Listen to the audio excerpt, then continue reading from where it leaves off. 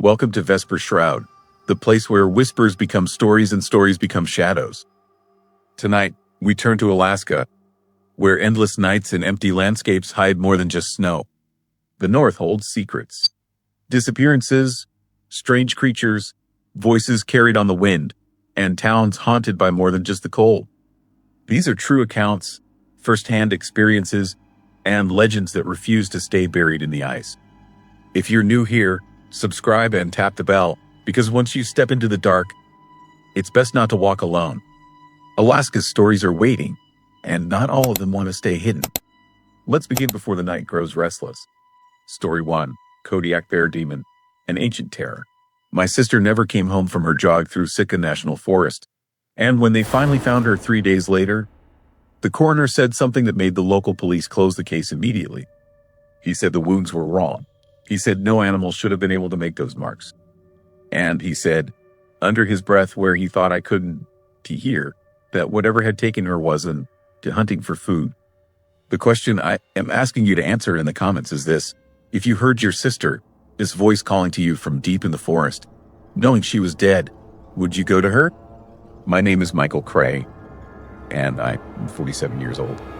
I've lived in Alaska most of my life, and I pride myself on being rational, practical, and unafraid of the natural world. I worked as a wildlife photographer for nearly 20 years, spending months in the backcountry documenting bears, moose, and wolves. I understood the danger. I respected it. I had never seen anything in nature that couldn't to be explained by animal behavior and instinct. That all changed on a creeping October evening when Sarah went out for her evening run and entered a nightmare that I would later discover was far older and more terrifying than anything recorded in modern wildlife biology. Sarah was my younger sister by 5 years. She had moved to Alaska to escape a failed marriage in Seattle, and she had thrown herself into the outdoor life with the enthusiasm of someone rediscovering freedom. She joined a hiking club, took up trail running, and spent her weekends exploring the vast forests that surrounded our small town. Everyone knew her. Everyone liked her. She was the kind of person who made friends easily, who found joy in simple things, who brought light into rooms. On October 15th, she went out for a run around 5 in the afternoon.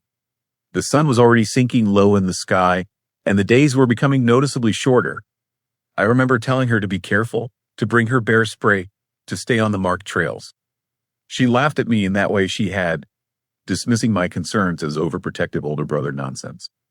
She was going to be fine. Just a quick 5 miles down Miller Creek Trail. She would be back before dark. She never came back. The search began the next morning. State troopers, volunteers from town, rescue dogs, helicopters. They scoured the forest with professional efficiency, calling her name, following the trail she had run on hundreds of times before. The search was eerie and unsettling in a way that I couldn't quite articulate. The forest seemed to swallow the sound of their voices. The dogs would start on her scent and then suddenly stop, whining and refusing to go further. The volunteers who had grown up hunting and hiking in these woods began to get scared, though they tried to hide it. I participated in the search, of course. I moved through the forest I had known my entire life, and I felt like an intruder. The trees seemed taller than I remembered, the shadows between them darker. The atmosphere was heavy with something unsettling and wrong, like the forest was holding its breath, watching us, waiting for something. I had spent countless days in this forest documenting wildlife, and I had never felt this creeping, bone-deep fear. Never felt this sense of a presence that was absolutely terrifying and just beyond the edge of comprehension. On the third day, a hiker found her. She was about a mile off the marked trail, lying in a small clearing surrounded by pine trees. The coroner said she had been dead for approximately 48 hours. The cause of death was massive trauma, but it was the nature of that trauma that made everyone who knew about it speak in hushed, horrified tones. The wounds didn't match any known animal attack. They were too large, too organized, too deliberately savage. It looked as though something enormous had literally torn her apart, piece by piece, with terrible precision and purpose. Her clothing was shredded. Her body was covered in deep lacerations that ran in patterns that no bear attack, no wolf pack, no naturally occurring animal assault could have produced. The police brought in a wildlife expert from Juneau. He examined the scene in the body and declared it was impossible.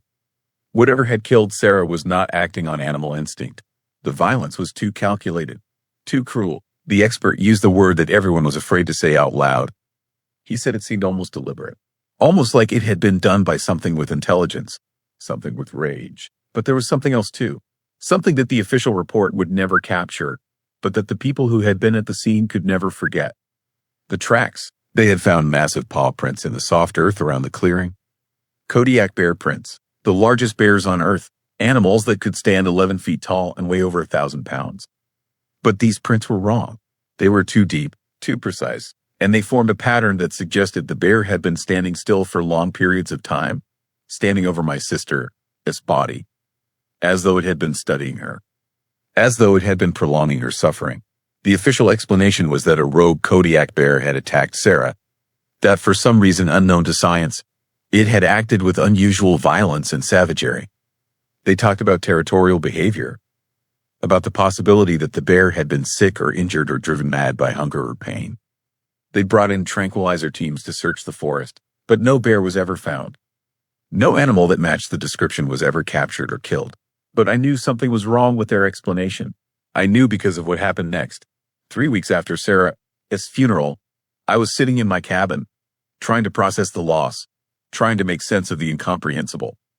It was late evening, around 10 o'clock, and the forest around my home was absolutely silent in that way that late autumn forests become silent. The kind of silence that seems to have weight. I heard her voice. It came from outside, from somewhere in the darkness beyond my window. My sister's voice, clear and recognizable, calling my name. Michael. She was calling me to come outside, to come find her in the forest. Her voice sounded scared. It sounded like she needed help. I stood up, my heart pounding, my rational mind trying to process what was happening. Of course, it couldn't to be Sarah. Sarah was dead. I had seen her in the coffin. I had helped bury her. But the voice was so familiar, so exactly like her, that for a moment I couldn't remember how to breathe. I grabbed a flashlight and opened the door.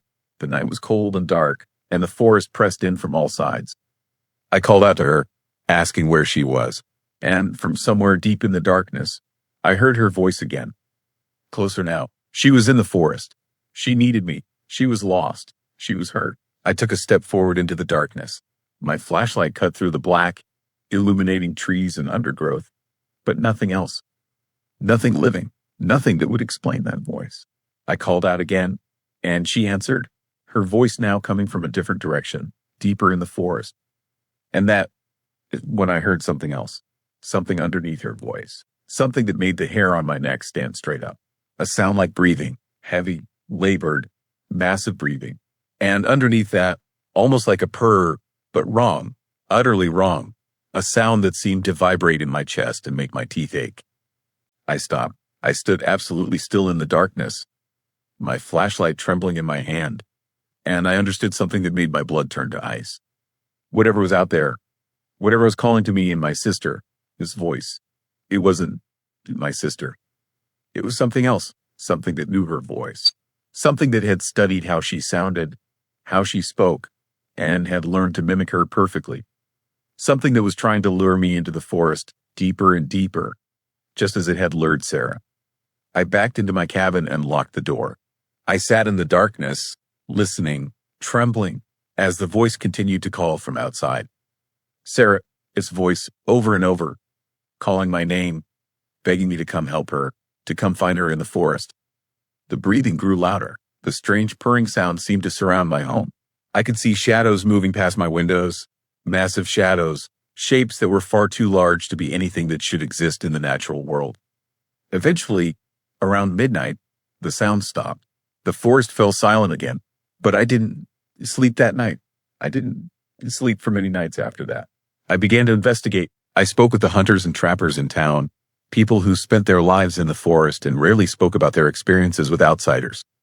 I asked carefully, indirectly, about strange occurrences in the woods, about disappearances that hadn't been fully explained, about encounters with animals that didn't act like animals.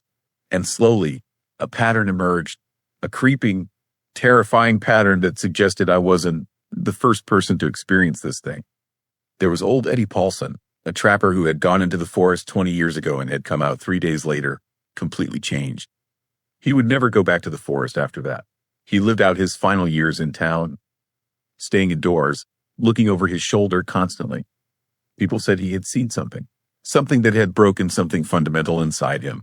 There was the family that had gone camping in the forest in the 1970s and had fled in the middle of the night, abandoning their tents and supplies. The father never spoke about what had happened, but he had checked himself into a psychiatric hospital 2 weeks later with complete psychological breakdown. There were the missing hikers, going back decades. 7 people over the past 50 years, all lost in the forest, all in or near the same region. 7 people who had gone into the woods and never came out, or who had come out as broken remnants of themselves, unable or unwilling to explain what they had encountered. But the most disturbing information came from conversations with the indigenous people who still lived in the region. They told me stories that had been passed down through generations. Stories that their grandmothers and great-grandmothers had told them. They spoke of the bear demon, of an ancient and terrifying creature that inhabited the deepest parts of the forest, something that had been there long before humans had come to Alaska. Something that wasn't entirely animal, something that had been touched by something darker, something spiritual and malevolent.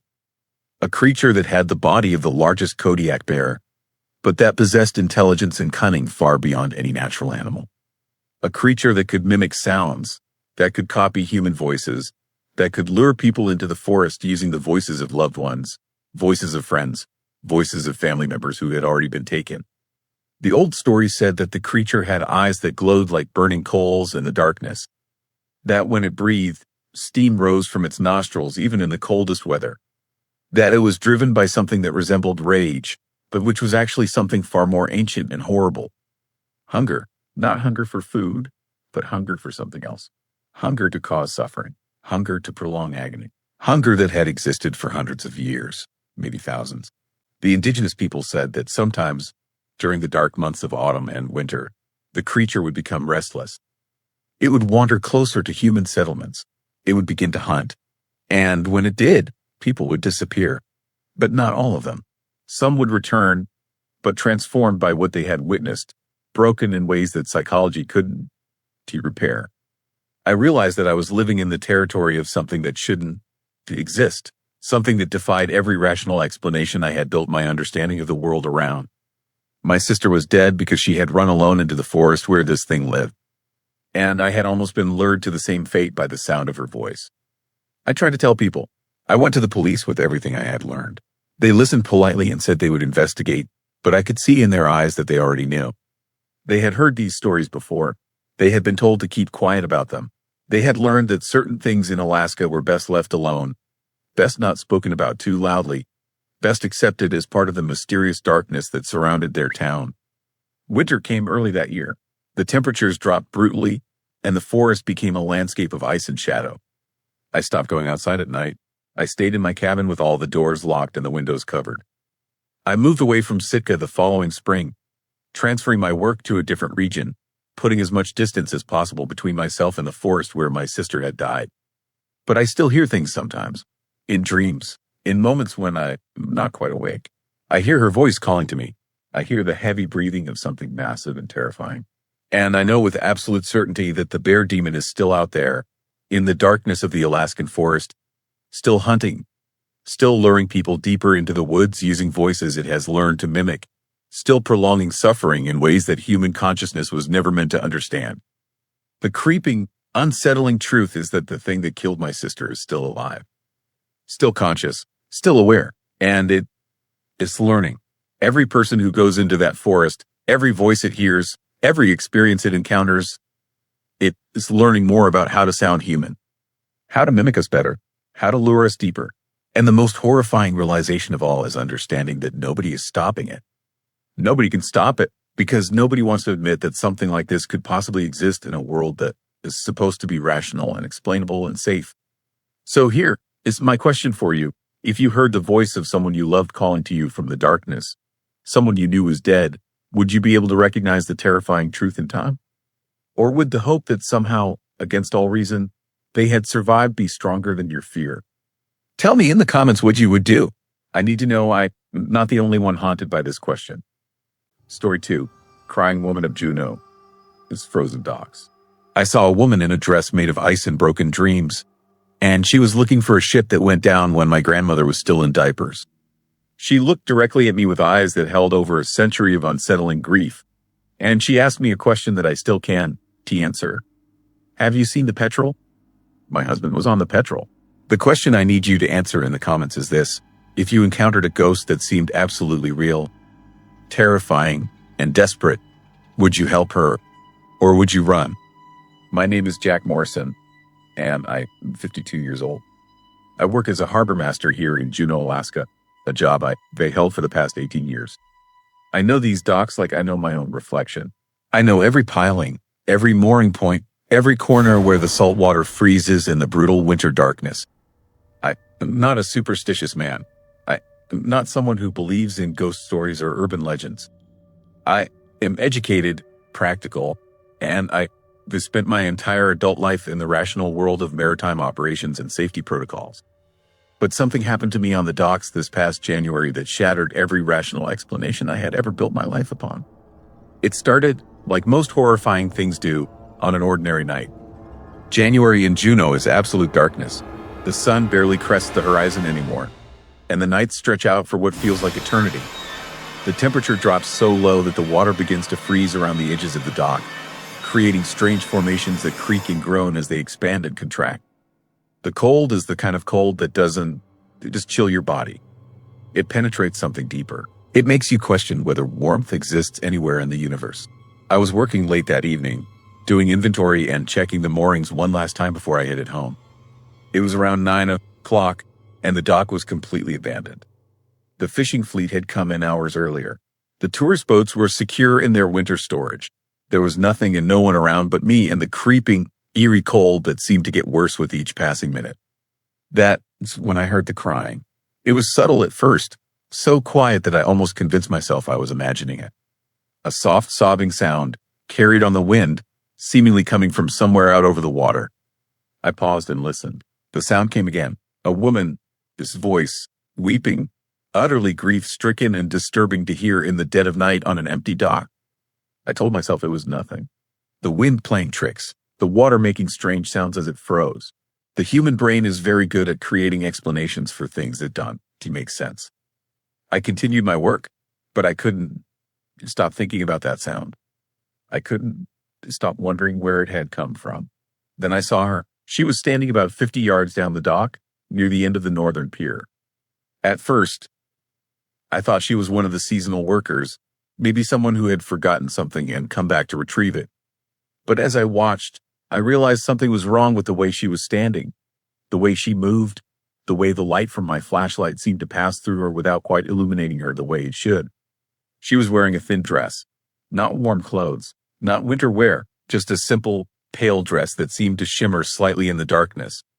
And her hair was wet, dripping. It looked almost like it was made of ice crystals. I called out to her, asking if she needed help. My voice seemed to disappear into the darkness, swallowed by the cold and the howling wind. But she turned to look at me, and that, when I saw her face, she was young, maybe in her 30s, with features that seemed oddly old-fashioned. Her expression was absolutely terrifying. It was a mask of anguish and desperate searching. Her eyes were red and swollen from crying, and they held a light that didn't come from any external source. It was as though there was something burning inside her, something that refused to accept whatever had happened to her. I moved toward her, though every instinct in my body was screaming at me to run. I wanted to help her. I wanted to figure out who she was and why she was here on the dock on the coldest night of the year, wearing nothing but a thin dress and heartbreak. As I got closer, I could see that her skin had a translucent quality to it. In certain places, I could almost see through to the shadows beyond. And everywhere her feet touched the dock, the frost seemed to crystallize and spread, creating intricate patterns of ice that looked almost deliberately arranged, almost like some kind of message. I was about 15 feet away from her when she spoke. Her voice was thin and distant, like it was coming from a very great distance, or from the bottom of a very deep well. She asked me if I had seen the petrel. I didn't understand at first. I asked her to repeat herself, to tell me her name, to explain what she was doing here. She didn't answer my questions. She just kept asking about the petrel. She said it was a ship, a merchant vessel. She said her husband had been on the petrel when it left Juneau in December of 1912. She said it had been a terrible winter that year. The storms had been horrifying and relentless. and the Petrel had been caught in one of the worst storms anyone had ever seen. I felt a chill that had nothing to do with the temperature. 1912 was over a century ago. I knew the history of Juneau, its maritime disasters. The Petrel was in the records. It had gone down in a winter gale in December of 1912. 103 people had died in that wreck. It was one of the worst maritime disasters in Alaska's history. I tried to ask her how she knew about the Petrel. I tried to ask her name. I tried to ask her why she was here, how she had gotten here, what she was looking for. But she couldn't seem to process my questions. She could only repeat her own question over and over with increasing desperation. Have you seen the Petrel? Have you seen my husband? A ship, the Petrel, do you know where it is? They said it was coming back. They said the storm would pass and the Petrel would come home. Her voice grew more frantic, more unsettling, more heartbreaking with each repetition. And I realized that I was listening to the echo of grief that had been crying out for over 100 years, trapped on these docks, unable to accept the truth, unable to move on, unable to stop waiting for a ship that would never come home. I backed away from her slowly. I didn't think I was thinking clearly at that point. I think my mind was struggling to process something that violated every law of nature and reason that I understood. She didn't move to follow me. She just stood there on the dock, her figure becoming more transparent in the freezing darkness, her weeping growing softer and more distant. I ran. I left the dock and drove straight home, my hands shaking so badly that I could barely grip the steering wheel. I tried to convince myself that what I had experienced was some kind of hallucination. Carbon monoxide poisoning, extreme cold affecting my brain, some kind of psychological break brought on by isolation and darkness. But I couldn't stop thinking about her, the way she looked, the way she spoke, the way the frost had crystallized beneath her feet. Most of all, I couldn't stop thinking about the way her eyes had looked at me, searching, desperate, absolutely certain that I could help her find a ship that had gone down when I was not yet born. I did something I hadn't done in years. I went to the library and researched the Petrel. The records were there, exactly as I remembered them. A merchant ship that had left Juneau in early December of 1912, headed south with a cargo of preserved fish and timber. The ship had been caught in a severe winter storm in the Gulf of Alaska, and it had gone down on December 23rd, 1912. All 103 crew members had perished in the wreck. The ship's manifest listed the crew: officers, sailors, cooks, engineers, and there was a section at the end listing dependents and family members who had been waiting in Juneau for the ship's return. The dependents included wives, children, parents, siblings. And there was a name that caught my eye, a name that seemed to pull at something in my consciousness. Margaret Holloway, wife of Captain Thomas Holloway, waiting in Juneau for her husband's return. I knew, without any rational explanation, that I had seen Margaret Holloway on the docks. I knew that she had been waiting for her husband's ship to come home for over 100 years.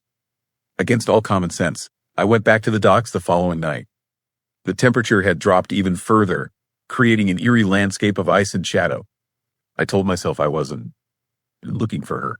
I told myself I was just doing my job, checking the moorings, making sure everything was secure. But the truth was that some part of me needed to understand what I had experienced. Some part of me needed to help if I possibly could. And she was there again. She appeared much the same way, seeming to materialize out of the darkness, her thin dress shimmering with frost, her face bearing that expression of desperate searching. This time, I didn't run. I approached her more carefully, speaking to her in a gentle voice, trying to explain that the Petrel had gone down, that her husband could not possibly return, that she needed to accept this truth and find peace. But as I spoke, I began to understand something terrifying. It wasn't that she didn't understand. It was that she couldn't accept the truth.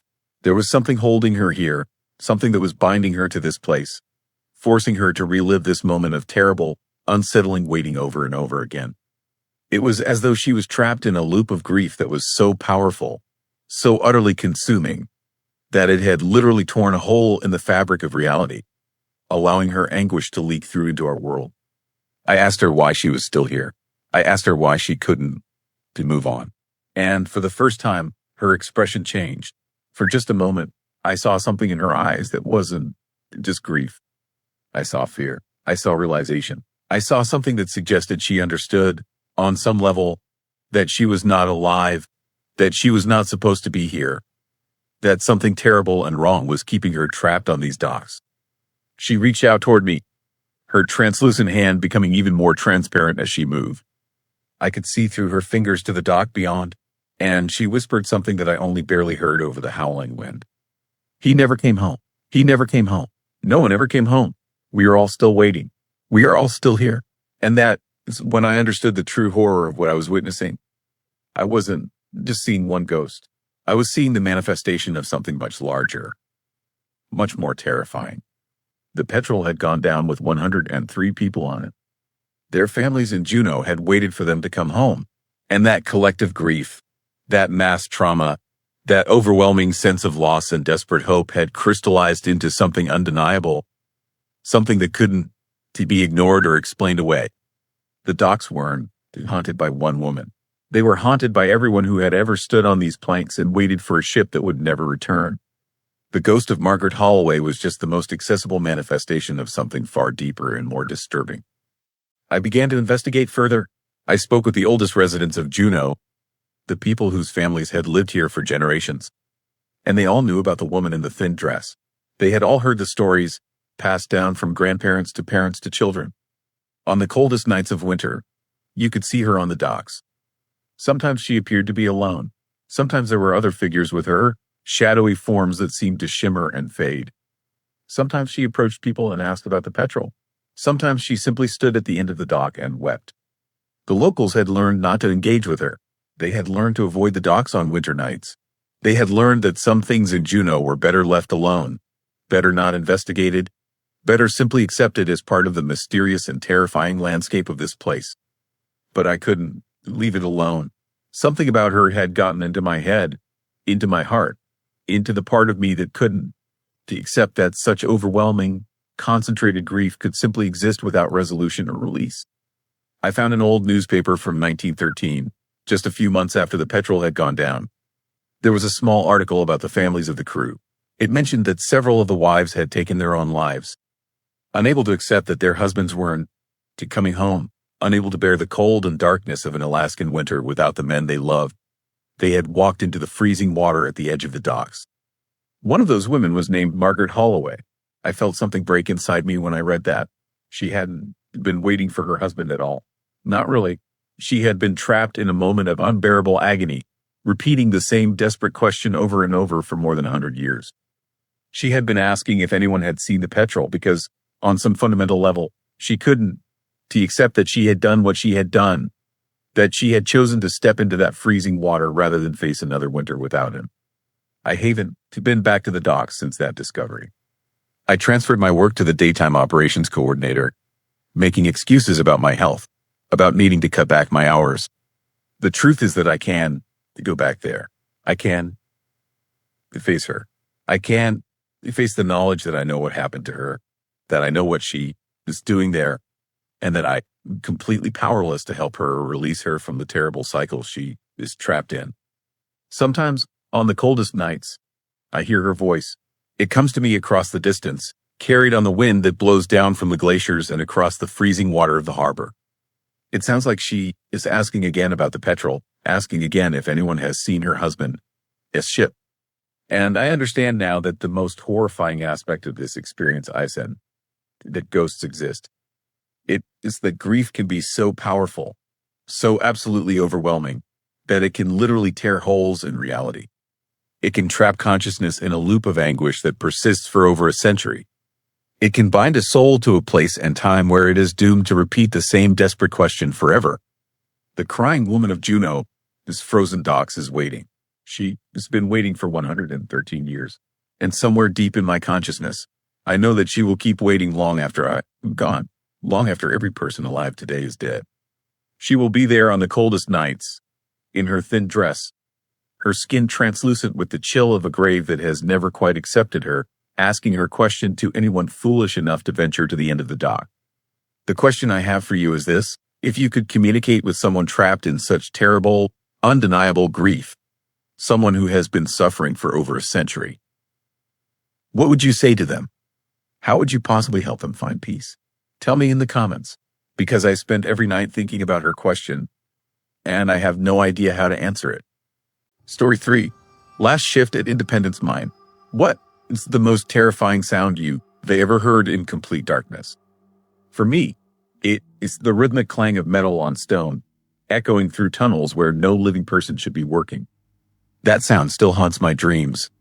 And what I discovered in the abandoned gold mine at Hatcher Pass will make you think twice before exploring any forgotten place in Alaska. My name is Sarah, and I am a geological surveyor. At least, I was.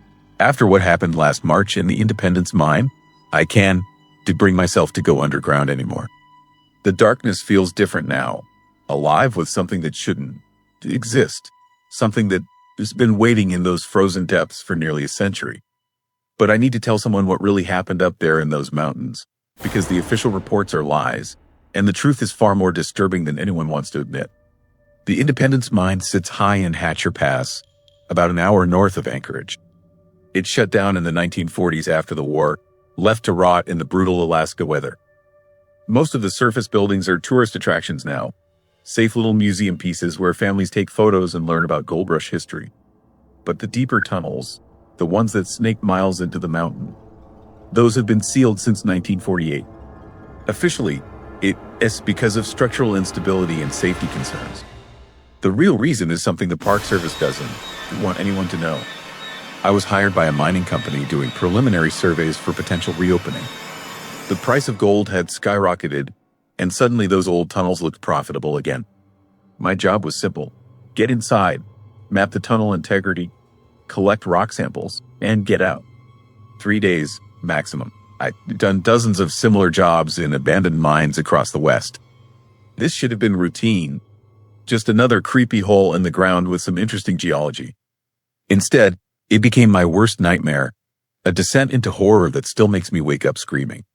The first warning sign came from Bill, the Park Service ranger who gave me the access codes to the sealed entrance. His hands shook when he handed over the paperwork, and his eyes kept darting toward the mountain like he expected something to come crawling out. He told me the mine had a reputation, that locals refused to go near it even in summer. He mentioned the legend about the last miners, the ones who supposedly froze to death during a freak blizzard in March of 1948. Their bodies were never recovered, he said. The tunnels had collapsed, sealing them in forever. At least, that's what the official story claimed. I should have paid more attention to the fear in his voice. I should have noticed how he practically ran back to his truck after opening the steel door that blocked the main entrance. But I was focused on the job, on the money, on proving I could handle anything the wilderness threw at me. So I checked my equipment, turned on my headlamp, and stepped into the darkness. The temperature dropped immediately. Outside it was a mild 30 degrees, typical for early spring in Alaska. Inside the tunnel, it was below zero, cold enough that I could see my breath forming thick clouds in the beam of my light. The walls were covered in a layer of frost that sparkled like diamonds, beautiful and eerie and completely wrong for this time of year. The tunnel should have been warmer than the surface, insulated by thousands of tons of rock. Instead, it felt like I walked into a freezer, into some pocket of winter that had never ended. The main shaft stretched ahead into absolute blackness, the kind of dark that feels solid, that presses against your eyes and makes you doubt your own senses. My footsteps echoed off the frozen walls, each sound bouncing back distorted and strange. I marked my position on my GPS and started forward, scanning the tunnel walls with my equipment, taking measurements and photos. Everything seemed normal at first. Old timber supports, rusted rail tracks for ore carts, the occasional side tunnel branching off into deeper darkness. Standard abandoned mine architecture. Then I heard it, faint at first, almost lost in the sound of my own breathing and the hum of my equipment. A rhythmic clanging, metal striking stone, the unmistakable sound of someone working with a pickaxe. It came from somewhere deep in the mountain, echoing through the tunnels in a steady, hypnotic rhythm. Clang, clang, clang, each strike perfectly spaced, tireless and mechanical, like whoever was swinging that pickaxe had been doing it for so long they'd forgotten how to stop. I froze, my heart suddenly hammering against my ribs. There shouldn't be anyone else down here. The mine was sealed, off limits, dangerous. But that sound was real, unmistakable, terrifyingly clear in the frozen silence. I called out, my voice cracking slightly, asking if anyone was there. The pickaxe sound stopped immediately, and the silence that rushed in to fill the space was somehow worse, heavy with expectation, with the sense that something had heard me and was now listening. I should have left right then. Every instinct I had was screaming at me to turn around, to get out while I still could. But curiosity is a terrible, dangerous thing, and I'd come too far to leave without investigating. So I moved forward, following the tunnel deeper into the mountain, toward where I heard that disturbing sound. My headlamp beam swept across frost-covered walls and ancient equipment, casting shadows that seemed to move just at the edge of my vision. The tunnel opened into a larger chamber after about 500 feet, a natural cavern that the miners had expanded into a workspace. Old tools lay scattered across the floor, pickaxes and shovels and hand drills covered in rust and ice. In the center of the room sat an ore cart, its wheels frozen to the tracks, its bed filled with rocks and something else, something that made my stomach clench with fear. Scratch marks, deep gouges in the metal made by fingernails or something very much like them, as if someone had been trying desperately to claw their way out. That is when I saw the first body, or what was left of one, frozen solid against the far wall, preserved perfectly by the unnatural cold. A miner, still wearing his work clothes and helmet, his face twisted in an expression of pure terror. His mouth was open in a silent scream, his eyes wide and staring at something I couldn't. TC. Ice crystals had formed in his beard and hair, making him look like some grotesque statue, a monument to whatever horror had killed him 77 years ago. But he wasn't alone. As my light swept across the chamber, I counted 6 more bodies, all frozen in similar positions of fear and agony. Some were reaching toward the tunnel entrance, their fingers extended like claws. Others were huddled together, as if they'd been trying to protect themselves from something. And one, the one that made my blood run cold, was positioned at a small alcove in the rock wall, his pickaxe raised as if he'd been working right up until the moment he died. The sound started again, that same rhythmic clanging, but closer now, coming from one of the side tunnels that branched off from the main chamber. Clang, clang, clang, steady and relentless and wrong, because now I could hear something else underneath it. A scraping sound, like metal dragging across stone, and breathing, raspy and harsh, the sound of lungs that hadn't drawn air in decades, forcing themselves to work anyway. I backed toward the entrance tunnel, my hands shaking so badly I could barely hold my equipment. That is when I felt it, a hand, ice cold and impossibly strong, closing around my ankle. I looked down and screamed, a raw sound of pure terror that echoed through the chambers and tunnels. The frozen miner, the one who, deep in reaching toward the exit, had moved. His head was turned toward me now, his frost-covered eyes somehow aware, somehow seeing. His grip tightened, and I felt my bones grinding together, felt the cold spreading up my leg like poison. I kicked hard, my boot connecting with his frozen face, and his grip loosened just enough for me to pull free. I ran, not caring about my equipment or my samples or anything except getting out of that nightmare hole. Behind me, I could hear them moving, could hear the creak and crack of frozen joints starting to work, could hear multiple sets of footsteps shuffling after me through the darkness. And that pickaxe sound, that horrible clanging, was everywhere now, coming from all directions, surrounding me. The tunnel seemed longer than before, stretching endlessly ahead while those shambling footsteps got closer. I could hear them breathing now, could hear the rasp and wheeze of frozen lungs forcing air through throats full of ice. My headlamp flickered, and in that moment of near darkness, I saw them. Shadows in the tunnel behind me, moving with jerky, unnatural movements, their eyes reflecting my light like animals. The frozen miners, still working their eternal shift, still trapped in whatever horror had killed them all those decades ago.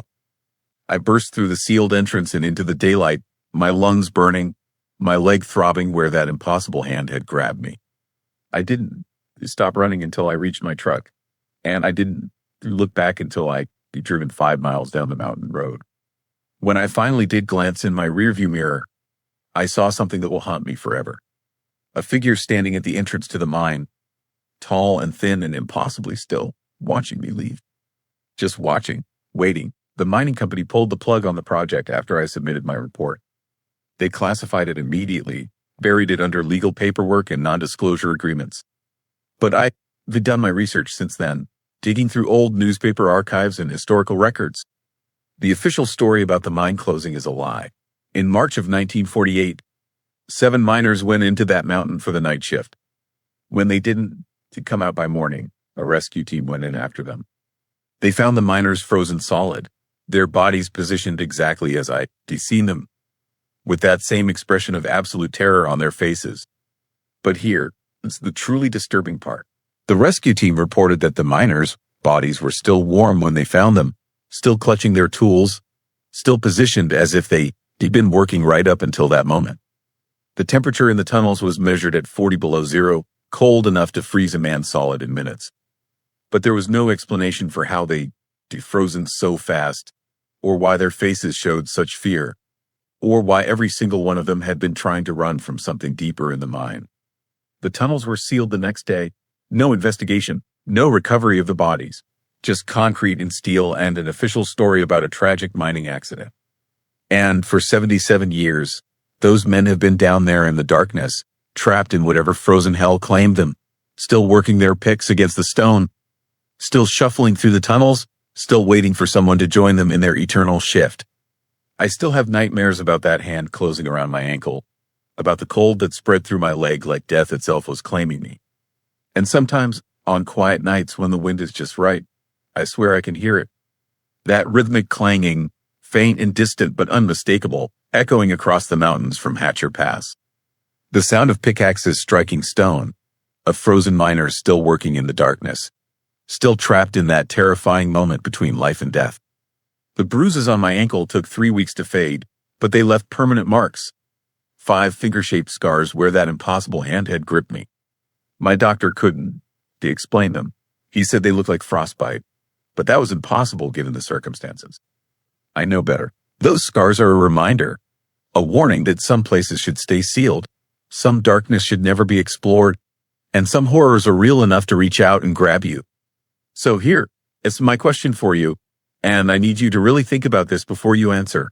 If you were offered $1 million to spend just one night in that mine, alone in the darkness with those frozen miners still working their eternal shift, would you take it?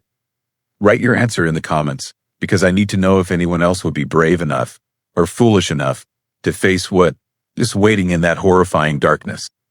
Because I know I could never go back, not for any amount of money, not for anything in this world. Some prices are simply too high to pay. Story 4. Scream in the fog. What is the last thing you hear before a ship full of people disappears forever? I never believed in ghost stories until I became part of one. My name is Marcus Chen, and I've been a commercial fisherman in the Bering Sea for 17 years. I've seen storms that could crack a ship in half, waves tall as buildings, and ice that appears out of nowhere like a frozen wall. But nothing, absolutely nothing, prepared me for what I witnessed 3 months ago in the fog banks north of the Aleutian Islands. The scary part what I saw, this is what I heard. And the horrifying truth is that I'm still hearing it every single night when I close my eyes. It was late October, the kind of bone-deep cold that makes your lungs burn with every breath. We were running a crab fishing operation about 40 miles off the coast, where the water turns dark and angry and the fog rolls in like something alive. My crew consisted of 5 good men, guys I'd worked with for years.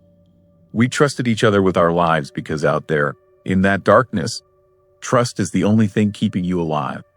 The first time we saw the ship, it was just after midnight. I was in the wheelhouse, checking our position on the GPS, when Tommy radioed up from the deck. His voice had an edge to it, something unsettling that made my stomach tighten. He said there was something moving in the fog, something big. I stepped out onto the bridge and looked where he was pointing. At first, I saw nothing but the thick gray wall that surrounded us like a blanket. Then the fog shifted, and I saw lights. Warm, golden lights that had no business being out there in the middle of nowhere. A ship emerged from the darkness. But not just any ship. This was something from another time. A steamship with tall smokestacks and wooden decks. The kind of vessel that hadn't sailed these waters in over 100 years. The eerie glow coming from its portholes was steady and bright, like dozens of oil lamps burning inside. And I could hear music, faint but clear, carried across the water by the wind. Piano music, laughter, the sound of people celebrating something. It was the most disturbing thing I'd ever heard in that frozen silence. My first thought was that someone was pulling an elaborate prank, maybe a film crew or historical reenactment gone wrong.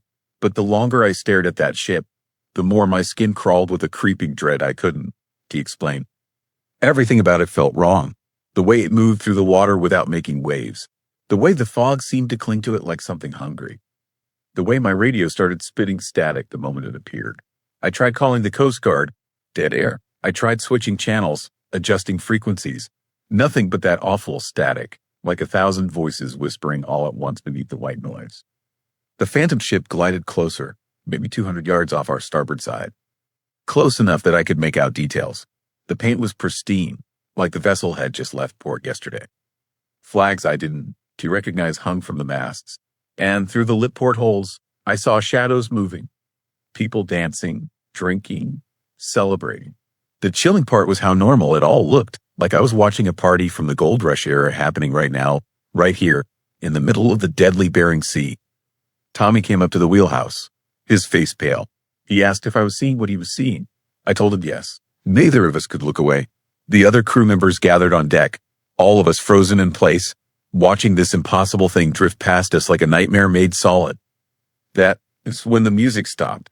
The sudden silence was terrifying. 1 second, we could hear laughter and piano and the sound of joy. The next, nothing, just the wind and the waves and our own shallow breathing. The lights in the portholes flickered once, twice, then blazed so bright it hurt to look at them. And then we heard the scream.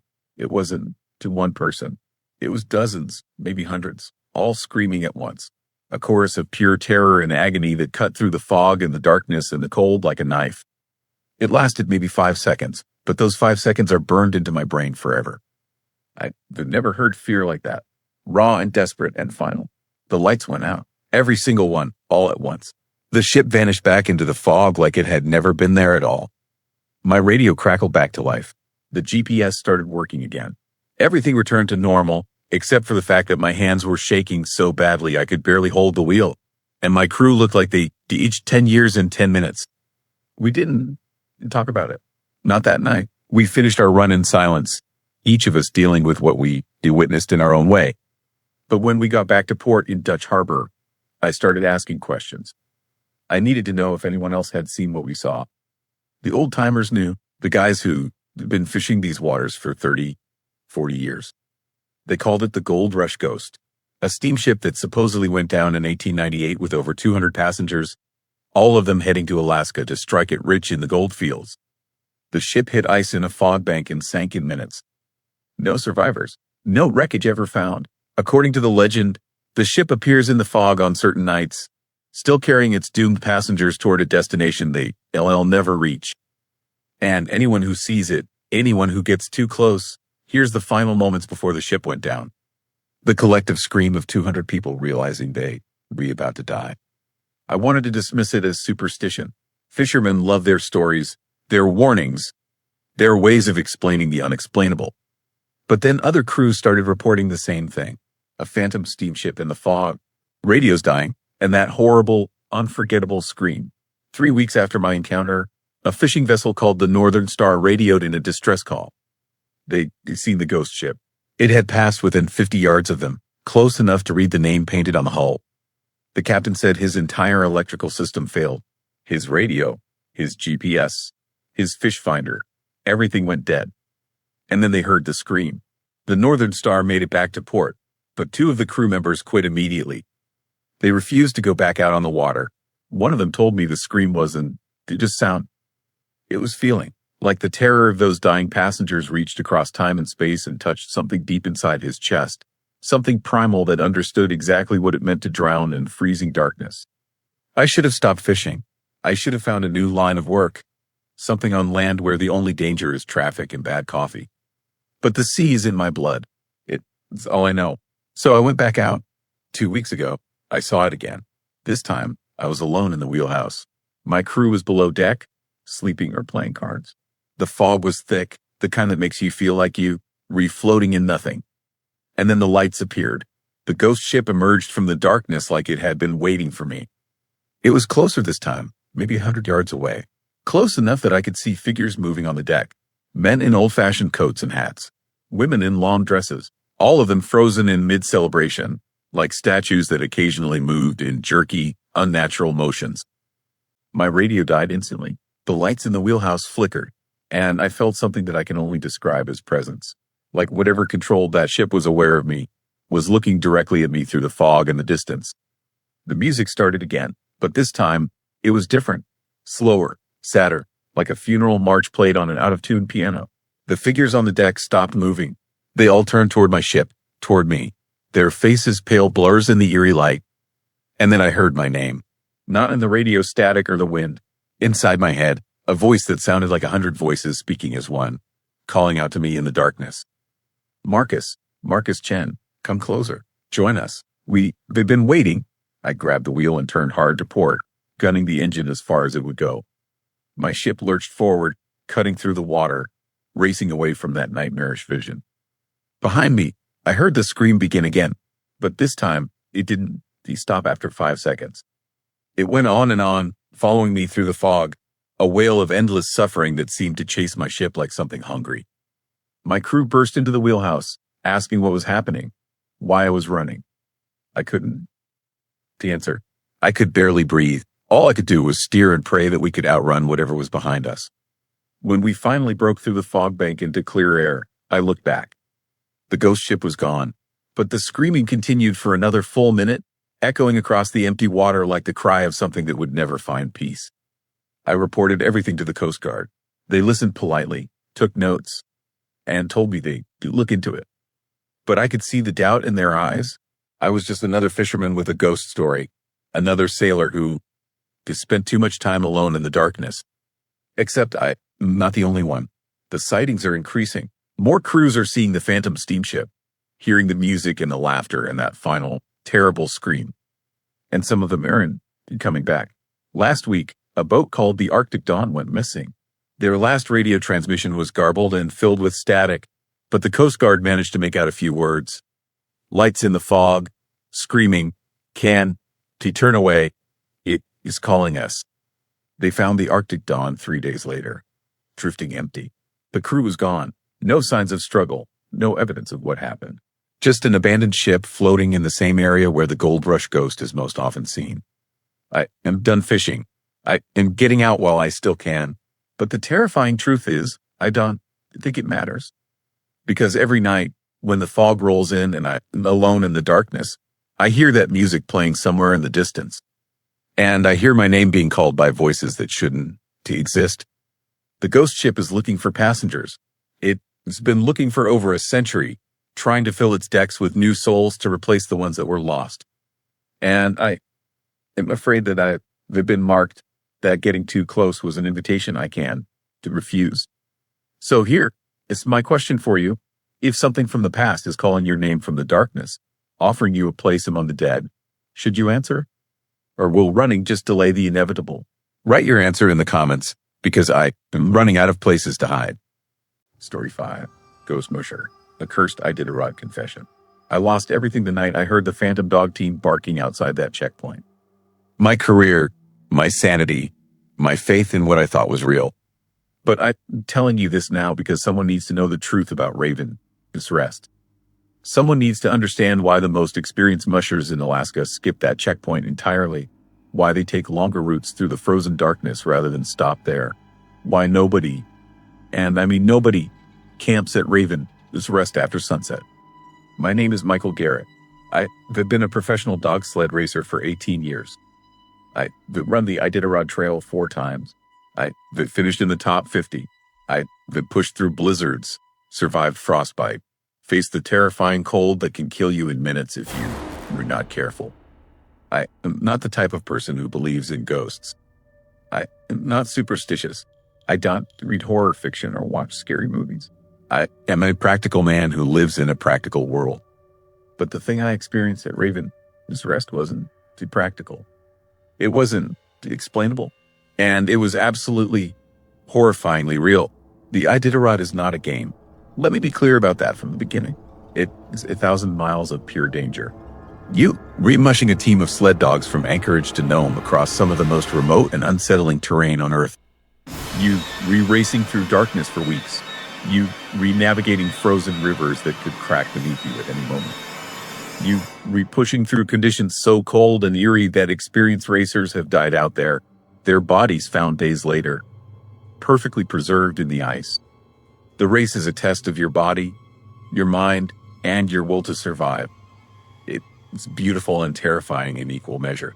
Raven Rest is a checkpoint roughly 250 miles from Anchorage on the northern route. It's not a major stop. Most mushers barely acknowledge it. The facilities are basic, just a small shelter cabin where volunteers keep supplies and medical equipment for emergencies. The cabin is old, built in the 1970s. It's been passed by hundreds of mushers over the decades. It's nothing special, just a rest point in the vast, unsettling Alaskan wilderness. Except something is wrong there. Something has been wrong there for a very long time. In my first 3 Iditarods, I never thought twice about Raven's Rest. I'd pull in with my dog team during the day, let them rest, rehydrate, get some supplies, and move on. The volunteers were always friendly. The cabin was always warm. Everything was normal and unremarkable. But in my 4th race, the race that would change everything, I made a critical decision that haunts me still. I decided to run through the night. My team was performing exceptionally well. We were ahead of schedule. I wanted to maintain our lead, push hard toward the next major checkpoint at Grayling, bank some time. The forecast showed clear skies. The temperature was dropping, but nothing catastrophic. I told myself I could make it.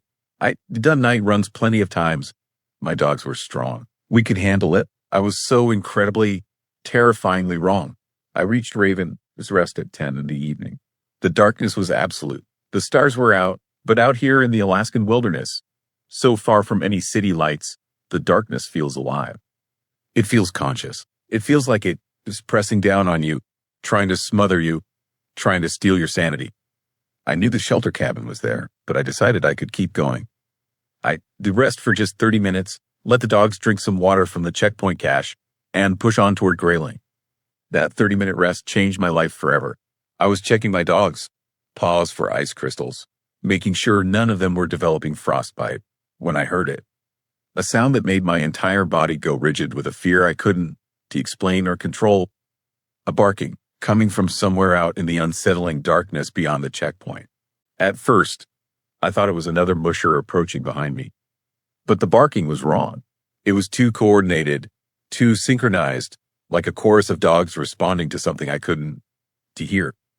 And there was something eerie about it, something that made the hair on my neck stand straight up despite the crushing cold. I looked out into the darkness toward the sound. My headlamp beam cut through the night, but it revealed nothing. Just white snow, dark shadows, and that terrible, chilling emptiness that surrounds you in the Alaskan backcountry. The barking continued, getting slightly louder, but no dog team appeared in my light. I told myself it was a hallucination.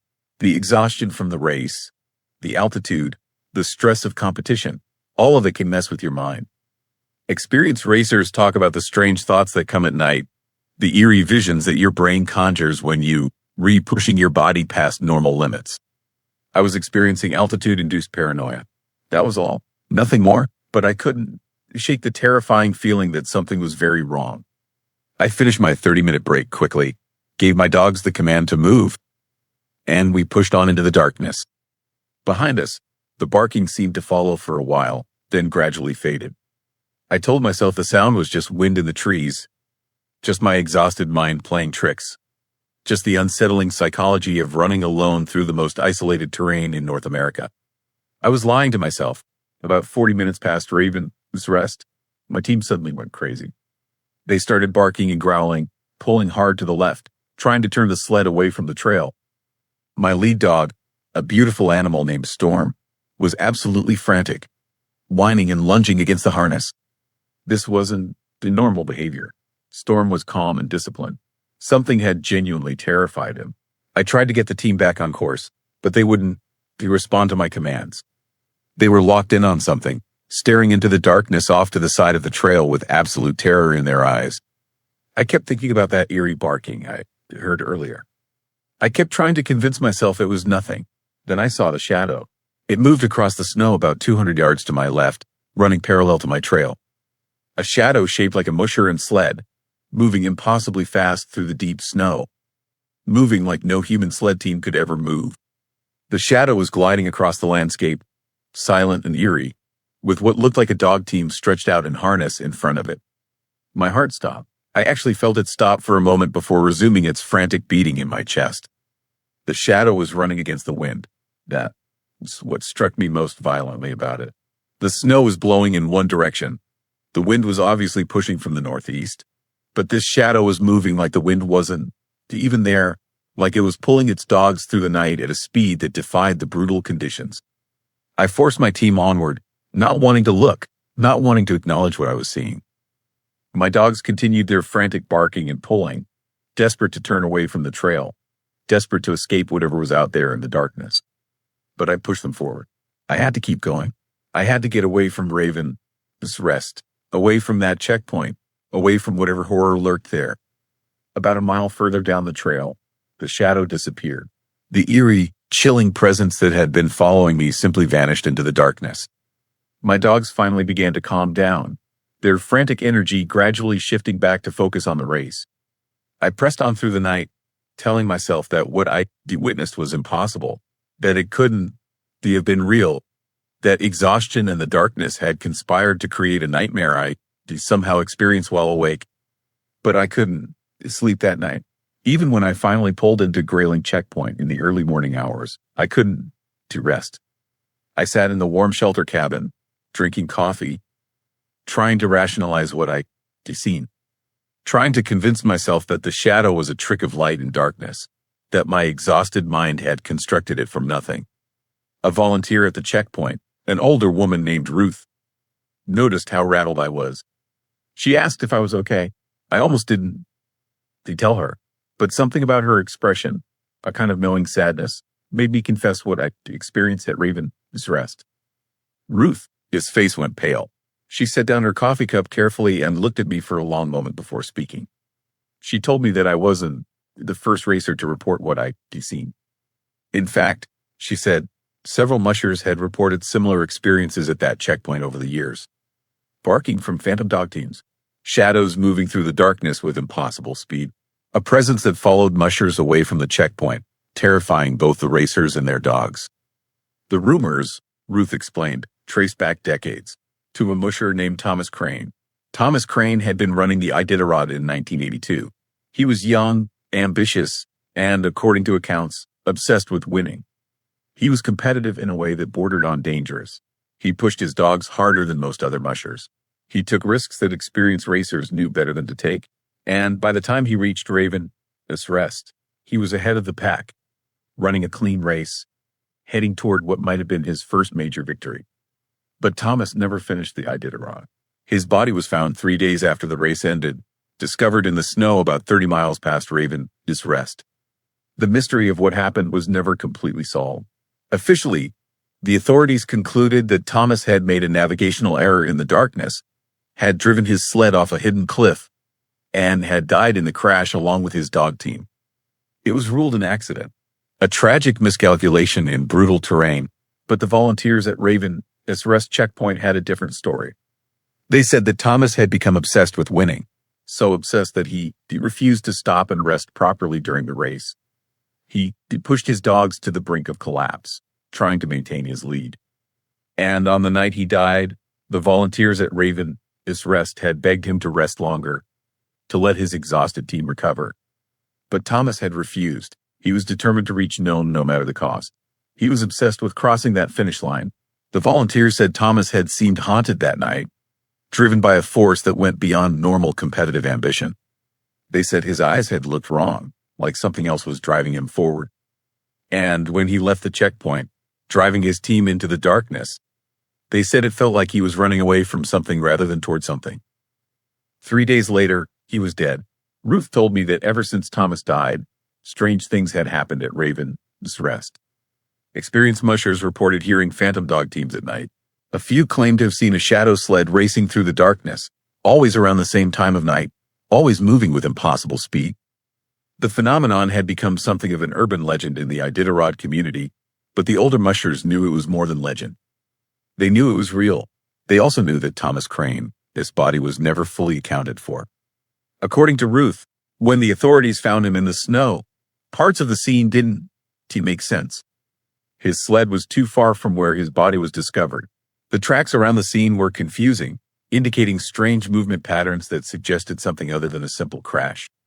And most disturbing, several witnesses reported that Thomas's body seemed to still be reaching forward. His frozen arms stretched out as if he was still trying to drive his team forward into the darkness. The official report was sealed decades ago, but the rumors persisted, and the phantom barking at Raven's Rest continued, year after year, race after race. Ruth asked me if I heard the barking clearly. I told her yes, I had, and that I also seen the shadow moving through the darkness. She nodded slowly, like it confirmed something she already knew. Then she told me something that made my blood run cold. She said the shadow I saw was only the beginning. She said that was just the phantom, this initial manifestation. The real danger came later.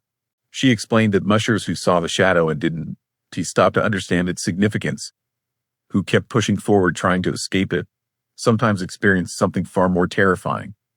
Some mushers reported that the shadow would eventually catch up to them. And when it did, when the phantom dog team pulled alongside the racer, the mushers would see something impossible. They would see Thomas Crane, still in his racing gear from 1982, his body covered in ice and frost, his face twisted in an expression of desperate ambition and unsettling hunger.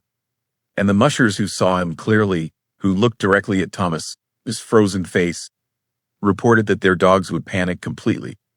The animals would literally go insane, refusing to move forward, trying to bolt in any direction away from the phantom team. Some dog teams had died from the stress of the encounter. Some mushers had been thrown from their sleds, injured badly enough to require evacuation from the wilderness. But here, it's the truly terrifying part of the story, the detail that keeps me awake at night even now, more than a year after my experience. Ruth told me that several mushers had reported something even more disturbing. They said that when they finally managed to get away from the phantom and saw Thomas, his frozen form disappearing into the darkness, they realized something horrifying. The phantom musher was still trying to finish the race. Year after year, decade after decade, Thomas Crane, his ghost was doomed to eternally run the Iditarod Trail, forever trying to reach the finish line at Nome, forever unable to complete the race, forever condemned to haunt the wilderness between Raven's Rest and Grayling, eternally driving his phantom dogs through the Alaskan darkness. And the more I thought about it, the more I realized something even more disturbing. Thomas didn't just see us. He was trying to catch us. The barking, the shadow following my team, the impossible speed of his movement. Thomas was attempting to join our sleds. He was trying to attach his phantom team to ours. He was trying to use our living dogs, our human determination, our will to reach Nome to finally complete his race. I didn't run the Iditarod again after that race. I retired from competitive mushing. I couldn't face the thought of returning to that trail, couldn't risk encountering Thomas Crane again. But I still live in Alaska. I still work with dogs, and I still hear stories from other mushers who experienced the phantom at Raven's Rest. The checkpoint is avoided at night now. Every experienced musher knows it. They take longer routes rather than pass through Raven's Rest after dark. The volunteers still work there during the day, but they refuse to stay overnight. The cabin sits empty from sunset to dawn, watching the trail, waiting for the next musher brave or foolish enough to push through the darkness. Last month, I heard that a young musher, someone in their early 20s, someone who didn't know the legends, decided to run through the night and past Raven's Rest after sunset.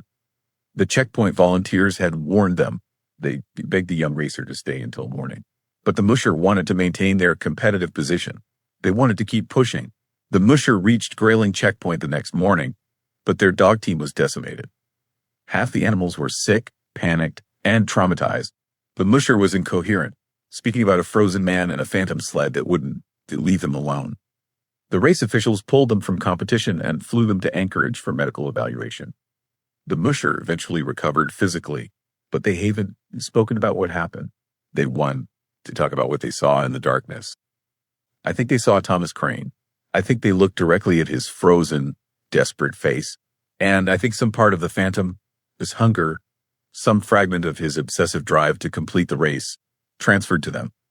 I think Thomas Crane is still out there, still running eternally through the Alaskan darkness, still trying to find a way to reach known, still attempting to drag other mushers with him into his eerie, horrifying damnation. The truly terrifying part is the question I can't stop asking myself. What if Thomas Alaskan still alone?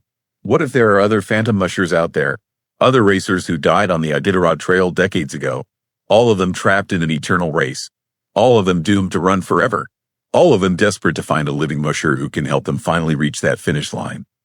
I still live in Alaska, but I'll never mush again. I'll never take my dogs out on that trail. Because I know that the moment I harness a sled team and start running, the phantom will find me. And this time, I don't think I'll be fast enough to escape. This time, I think I'll become another shadow racing through the darkness, another cursed spirit trying to complete a race that ended decades ago, another ghost trying to drag unsuspecting mushers into my eternal nightmare. The Iditarod continues every year. Hundreds of mushers push their teams across 1,000 miles of Alaskan wilderness. Most of them never encounter anything unusual, but there are some, the ones who push too hard, the ones who run at night through Vesper Shroud, the ones who see the shadow and the frozen face of Thomas Crane. Those mushers know the truth. They know the Iditarod isn't just a race against other competitors or against the brutal landscape. It's a race against the ghosts of every musher who died trying to reach known, every racer whose obsession drove them into the darkness and kept them there, forever unable to cross the finish line. So I am asking you this.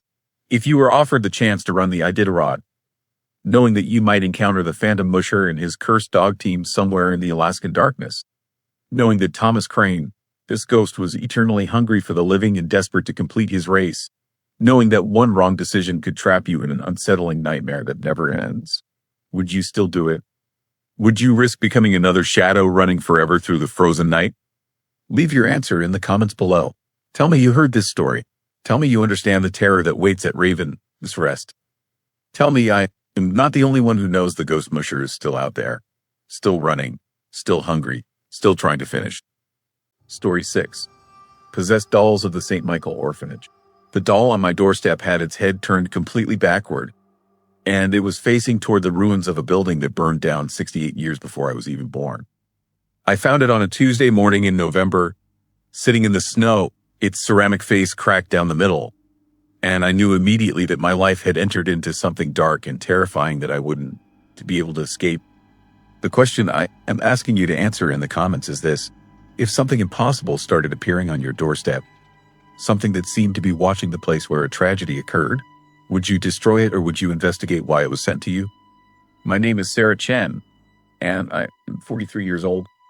I work as a high school history teacher in a small town called Millbrook, Vermont, population 3,200. I moved here 5 years ago after a divorce, looking for a quiet place where I could rebuild my life away from the chaos and noise of Boston. Millbrook seemed perfect. It was the kind of place where everyone knew everyone, where the biggest news was usually the school board meetings or the annual harvest festival. It was the kind of place where nothing scary ever happened. I was very wrong about that. The town of Millbrook has a dark history that most people don't talk about, but that any good historian would quickly discover. In 1955, St. Michael's Orphanage, which had operated on the outskirts of town for almost 40 years, burned down in the middle of a brutal winter night. The fire started in the basement, though the cause was never officially determined. The flames spread rapidly through the wooden structure, consuming everything in their path. 37 children died in that fire, children ranging in age from 3 years old to 17. They died in the darkness and the smoke, trapped in rooms where the windows had been locked from the outside, a safety precaution that became a death trap. The nuns who ran the orphanage were never charged with any crime. The fire was ruled an accident, and the building's ruins were left to decay on the hillside, a monument to tragedy that the town tried very hard to forget. The doll appeared on the morning of November 2nd, right at the edge of my front porch, half buried in a fresh layer of snow. It was made of ceramic and cloth, the kind of antique doll that you would find in a museum or an estate sale. It was dressed in a simple white linen dress that had turned yellow with age. Its hair was made of real human hair, which I found deeply unsettling when I looked closely at it. And its head was turned completely around on its neck, like someone had twisted it in a way that a human neck could never bend. I called the police, more out of confused concern than genuine fear. What else do you do when something strange and unexplained appears on your property? The officer who came out, a man named Tom Hadley who had lived in Millbrook his whole life, took one look at the doll and his face went pale. He asked me where I had gotten it. He asked me if I had touched it. He asked me, in a voice that was barely controlled, if I had moved it at all since finding it. I told him I had simply found it on my porch. I had picked it up to examine it, and then I had called the police. Tom took the doll from my hands very carefully, as though it was made of something dangerous and fragile. He placed it in a plastic evidence bag, though I don't think he really believed there was any evidence worth collecting. Before he left, he told me something that would unravel the entire history of my small, quiet town. He told me that I was not the first person to receive such a doll. In fact, over the past 68 years, more than 200 dolls had been found on doorsteps in Millbrook and the surrounding towns. The dolls always appeared on the coldest nights of winter. They were always positioned so that their heads faced toward the ruins of St. Michael, this orphanage. And every single family that received a doll reported the same terrifying experience in the weeks that followed. The family members would begin to have disturbing nightmares. They would dream of fire. They would dream of children crying. They would dream of locked doors and smoke and the smell of burning flesh. Some of them would wake up screaming. Some of them would develop anxiety disorders that would persist for years. And in a few cases, the psychological trauma was so severe that the recipients had checked themselves into psychiatric facilities. But that wasn't the most terrifying part. Tom told me that in every single case, the dolls had disappeared before anyone could study them or preserve them as evidence. They would simply vanish from wherever they were being kept, vanishing in ways that suggested they had moved on their own, vanishing as though they had some kind of purpose or destination they were trying to reach. I asked Tom if he had any theories about what was happening. He looked at me with eyes that held decades of fear and confusion, and he told me something that made my blood turn to ice. He said that the town had made a choice many years ago. After the fire at St. Michael, this orphanage, after all those children had died, after the scandal and the pain and the terrible questions that refused to be answered, the town had decided to move on. They had decided not to talk about it. They had decided to bury the memory of those 37 children in the same way you bury anything else you've done. Want to think about? And they had been successful. For decades, the orphanage and the fire had become almost forgotten, a historical footnote that most people didn't even know about. But the dolls had started appearing about 60 years ago, Tom said. And they kept appearing, and no one in the town had been able to figure out why. It was as though something was trying to force the town to remember, as though something was refusing to be forgotten. After Tom left, I tried to go about my normal day. I had lessons to prepare, papers to grade, the ordinary tasks that fill the life of a teacher. But I couldn't stop thinking about what he had told me. I couldn't stop thinking about those 37 children, their names and faces lost to time, their deaths reduced to a historical footnote that the town had collectively decided not to discuss. That night, I had my first nightmare. I dreamed that I was in a dark hallway. The walls were on fire, burning with an intensity that should have killed me immediately, but in the way of dreams, I was unharmed. I could smell the smoke and feel the heat, but I was untouched by it. I could hear children crying, dozens of them, hundreds of them. They were screaming for help, screaming for their parents, screaming for someone to come save them. And I was walking through the hallway, trying to find them, trying to reach them, but every door I opened led to another hallway, and every hallway was filled with more children, and more smoke, and more fire. And then I saw the dolls. They were standing in the hallway, dozens of them, hundreds of them, all with their heads turned toward me. Their ceramic faces were blank and expressionless, but their eyes seemed to follow me as I moved through the burning hallway. And I understood, in the way you understand things in dreams, that the dolls were trying to show me something. They were trying to lead me somewhere. I woke up gasping, my heart pounding, my sheets soaked with sweat despite the cold November night. I couldn't shake the feeling that the nightmare had been real, that I had actually been somewhere, that something had actually tried to communicate with me. The next day, I did something I probably shouldn't have done. I drove out to the ruins of St. Michael, this orphanage. The place was exactly what you would expect from the ruins of a building that had been burned and abandoned for nearly 70 years. The stone foundation was still standing, blackened and cracked from the intense heat. Pieces of charred wood were scattered across the ground. The windows were empty, gaping holes that stared out like dead eyes. In the summer, the ruins would probably be overgrown with vegetation, but in November, they were just dark and terrible and absolutely eerie. I stood at the edge of the ruins and tried to imagine what it must have been like. The sound of the fire roaring through the wooden structure, the smell of smoke and burning, the screams of the children, the helplessness of knowing that there was nothing you could do to save them, the terror of being trapped in darkness as the flames consumed everything around you.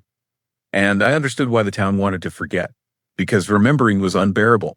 But as I stood there in the gathering darkness, I began to notice something unsettling. There were dolls scattered throughout the ruins, dozens of them, half buried in the snow, tangled in the blackened debris.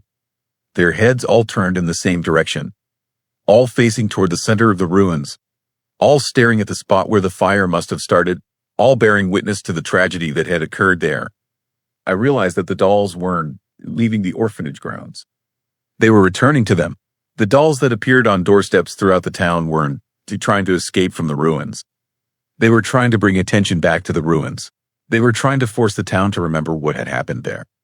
Over the following weeks, I began to research the fire more carefully. I went through the archives at the town library. I found old newspaper articles and official reports. I discovered that the fire had been deliberately set, that there was evidence suggesting that the fire had been started by someone with access to the orphanage. I discovered that several of the nuns had been questioned by investigators, but that no charges had ever been filed. I discovered that the children who had died in the fire were never properly memorialized, that their names were not carved into any monument, that the town had essentially erased them from history. And I began to understand something that was absolutely terrifying. The dolls were not just trying to remind the town about the fire. The dolls were trying to tell us who the children were. Each doll was a representation of a child who had died in the flames. Each doll was a physical manifestation of a memory that the town had tried very hard to forget. I received 3 more dolls over the next 2 weeks. Each one appeared on my doorstep on increasingly cold nights. Each one was more disturbing than the last. One had its eyes carved out. One had burn marks across its ceramic face. One was missing an arm entirely, leaving just a smooth ceramic stump where the joint had been. And each night, I had nightmares. Vivid, intensely disturbing nightmares where I was in that burning hallway, where I could see the children, his faces, where I could hear their names being called out into the darkness and receiving no answer. I started to see patterns in the dolls, the clothing they wore, the style of their hair, the condition of their bodies. All of it seemed designed to convey information. I began to research the children who had died in the fire, digging through old records and county files, trying to figure out which doll corresponded to which child. And that is when I discovered something that made me understand the true horror of what had happened at St. Michael, this orphanage. The fire hadn't been an accident. The investigation had covered it up, and the person who had set the fire was someone whose name had been carefully erased from all the official records. I found a reference to it in a personal diary that had been donated to the town library decades ago. The diarist was a nun named Sister Catherine, and she had written about the night of the fire in sparse, horrified language. She had written about how one of the other sisters had come to her room in the middle of the night and confessed what she had done.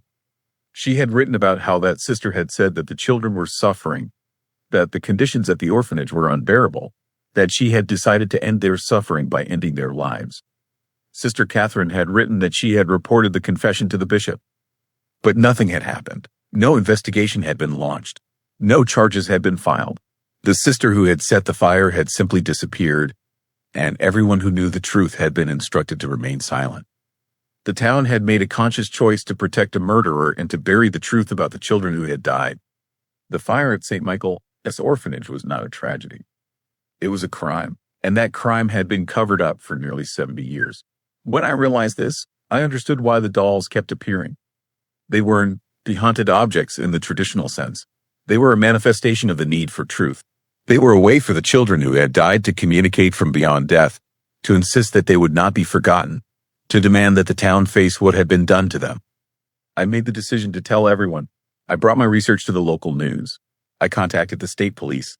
I gave interviews about what I had discovered, and I expected the town to reject me, to try to suppress the information, to protect the same lies that had protected them for so long. But something unexpected happened. Other people began to come forward. Other families who had received dolls. Other people who had remembered things about the fire, things they had been told to forget, things that didn't to match the official story. A woman named Eleanor came to me and told me that her grandmother had worked at the orphanage and had witnessed the fire firsthand. Eleanor said her grandmother had been pressured by the church to sign an agreement stating that she would never speak about what she had seen. Eleanor said her grandmother had told her the truth before she died, and she had been carrying that terrible secret for 30 years. The investigation was reopened. The records were re-examined. The truth, however incomplete and inadequate, began to emerge. The fire at St. Michael's orphanage was officially ruled a homicide. The sister who had set the fire, who had died long ago in relative obscurity, was posthumously identified as the person responsible for the deaths of 37 children. And something remarkable happened after that. The dolls stopped appearing. For the first time in 68 years, winter came to Millbrook without a single doll being found on anyone's doorstep. The children who had died in the fire seemed to finally be able to rest. The town erected a memorial at the ruins of St. Michael's orphanage. The names of all 37 children were carved into a stone monument. A dedication ceremony was held in the spring, and people came from all over to pay their respects to the children who had been lost and forgotten for so long. I still think about those dolls sometimes. I think about how they were trying to tell us something that we desperately needed to hear.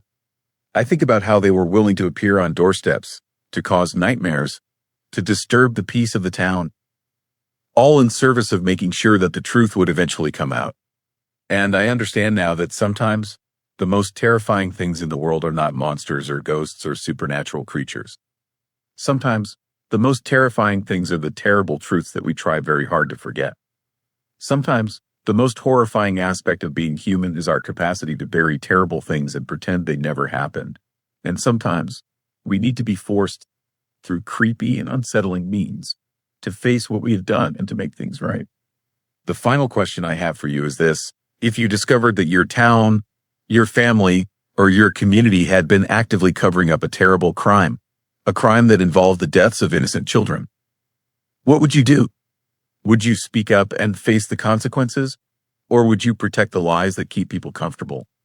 Tell me in the comments. Story 7. Footprints that walk away. Have you ever wondered what could make someone abandon a warm vehicle in the middle of an Arctic blizzard and walk barefoot into the freezing darkness, never to be seen again? I know the answer, and it is more terrifying than anything you could imagine. What happens on that cursed stretch of the Dalton Highway will change everything you think you know about fear. My name is David, and I am a long-haul trucker. Or at least, I was before last January. I've driven the Dalton Highway dozens of times, that lonely ribbon of asphalt that cuts through 400 miles of Alaskan wilderness from Fairbanks to the Arctic Ocean. It's one of the most dangerous roads in America, a place where temperatures drop to 60 below and help can be 100 miles away. But the real danger isn't the weather or the isolation. It's something far worse. Something that hunts along a specific 50-mile stretch between mileposts 200 and 250. And what I witnessed there still keeps me awake every night. The disappearances started 3 years ago, though nobody talks about it much. Drivers would vanish without explanation, their vehicles found idling on the side of the highway, doors hanging open, engines still running. The creepy part, the part that made even veteran truckers refuse to drive that section alone, was the footprints. Every single abandoned vehicle had the same pattern. One set of tracks leading away from the driver, his side door, heading straight into the wilderness. Not running, not stumbling, just walking with steady, purposeful steps into the frozen wasteland where no sane person would ever go voluntarily. The footprints never came back. Search teams would follow them for miles, watching as they continued in perfectly straight lines through snowdrifts and over frozen tundra, until eventually the trail would just stop. Not fade away, not get covered by new snow. Just stop, as if the person had simply ceased to exist mid-step. 14 people disappeared that way before my turn came, and the authorities had no explanation beyond hypothermia-induced confusion, which any Alaskan knows is complete garbage.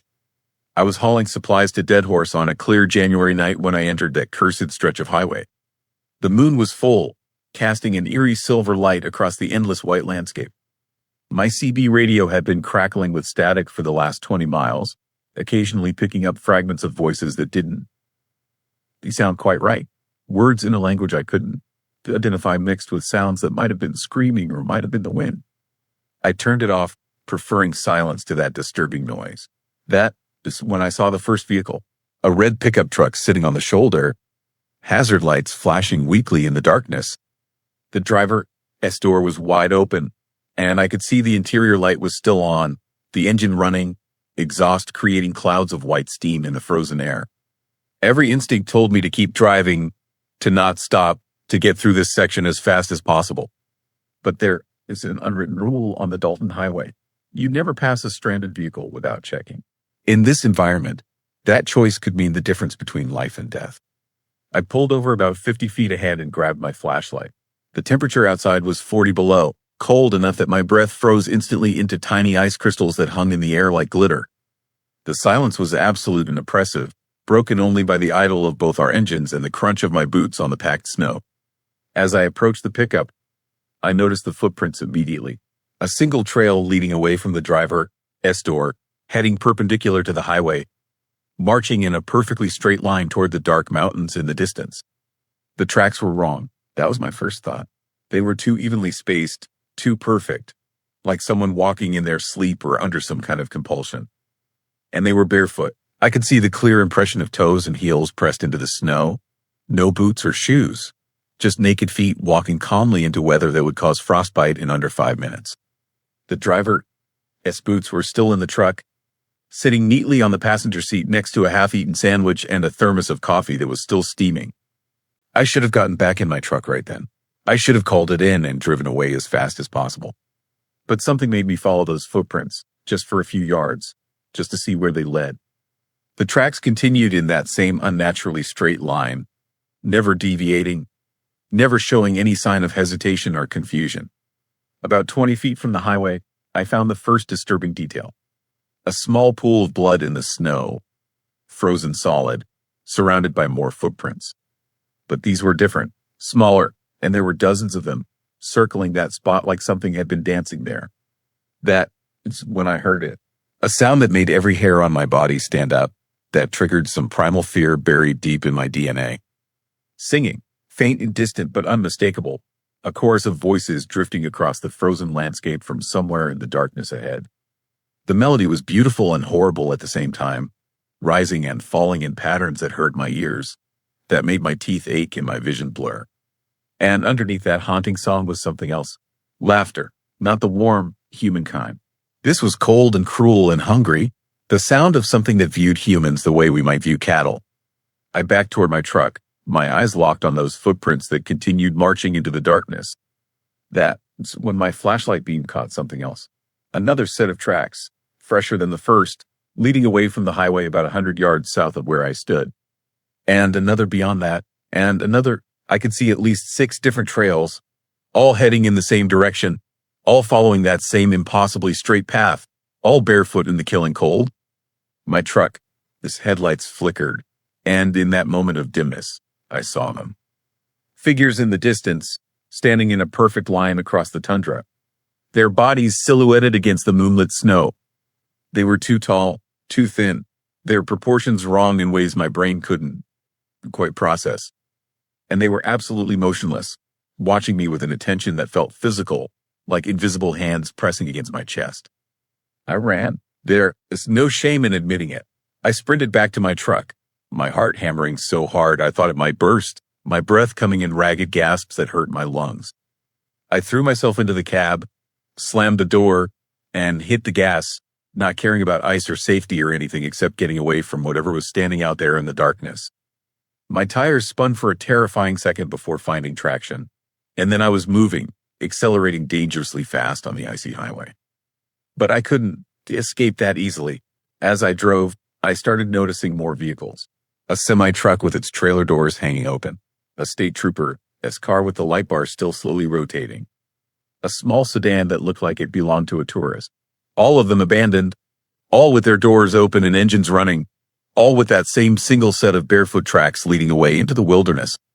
I counted 9 vehicles in total over the next 30 miles, each one a testament to whatever was hunting along this stretch of highway. The most disturbing part came when I passed milepost 230.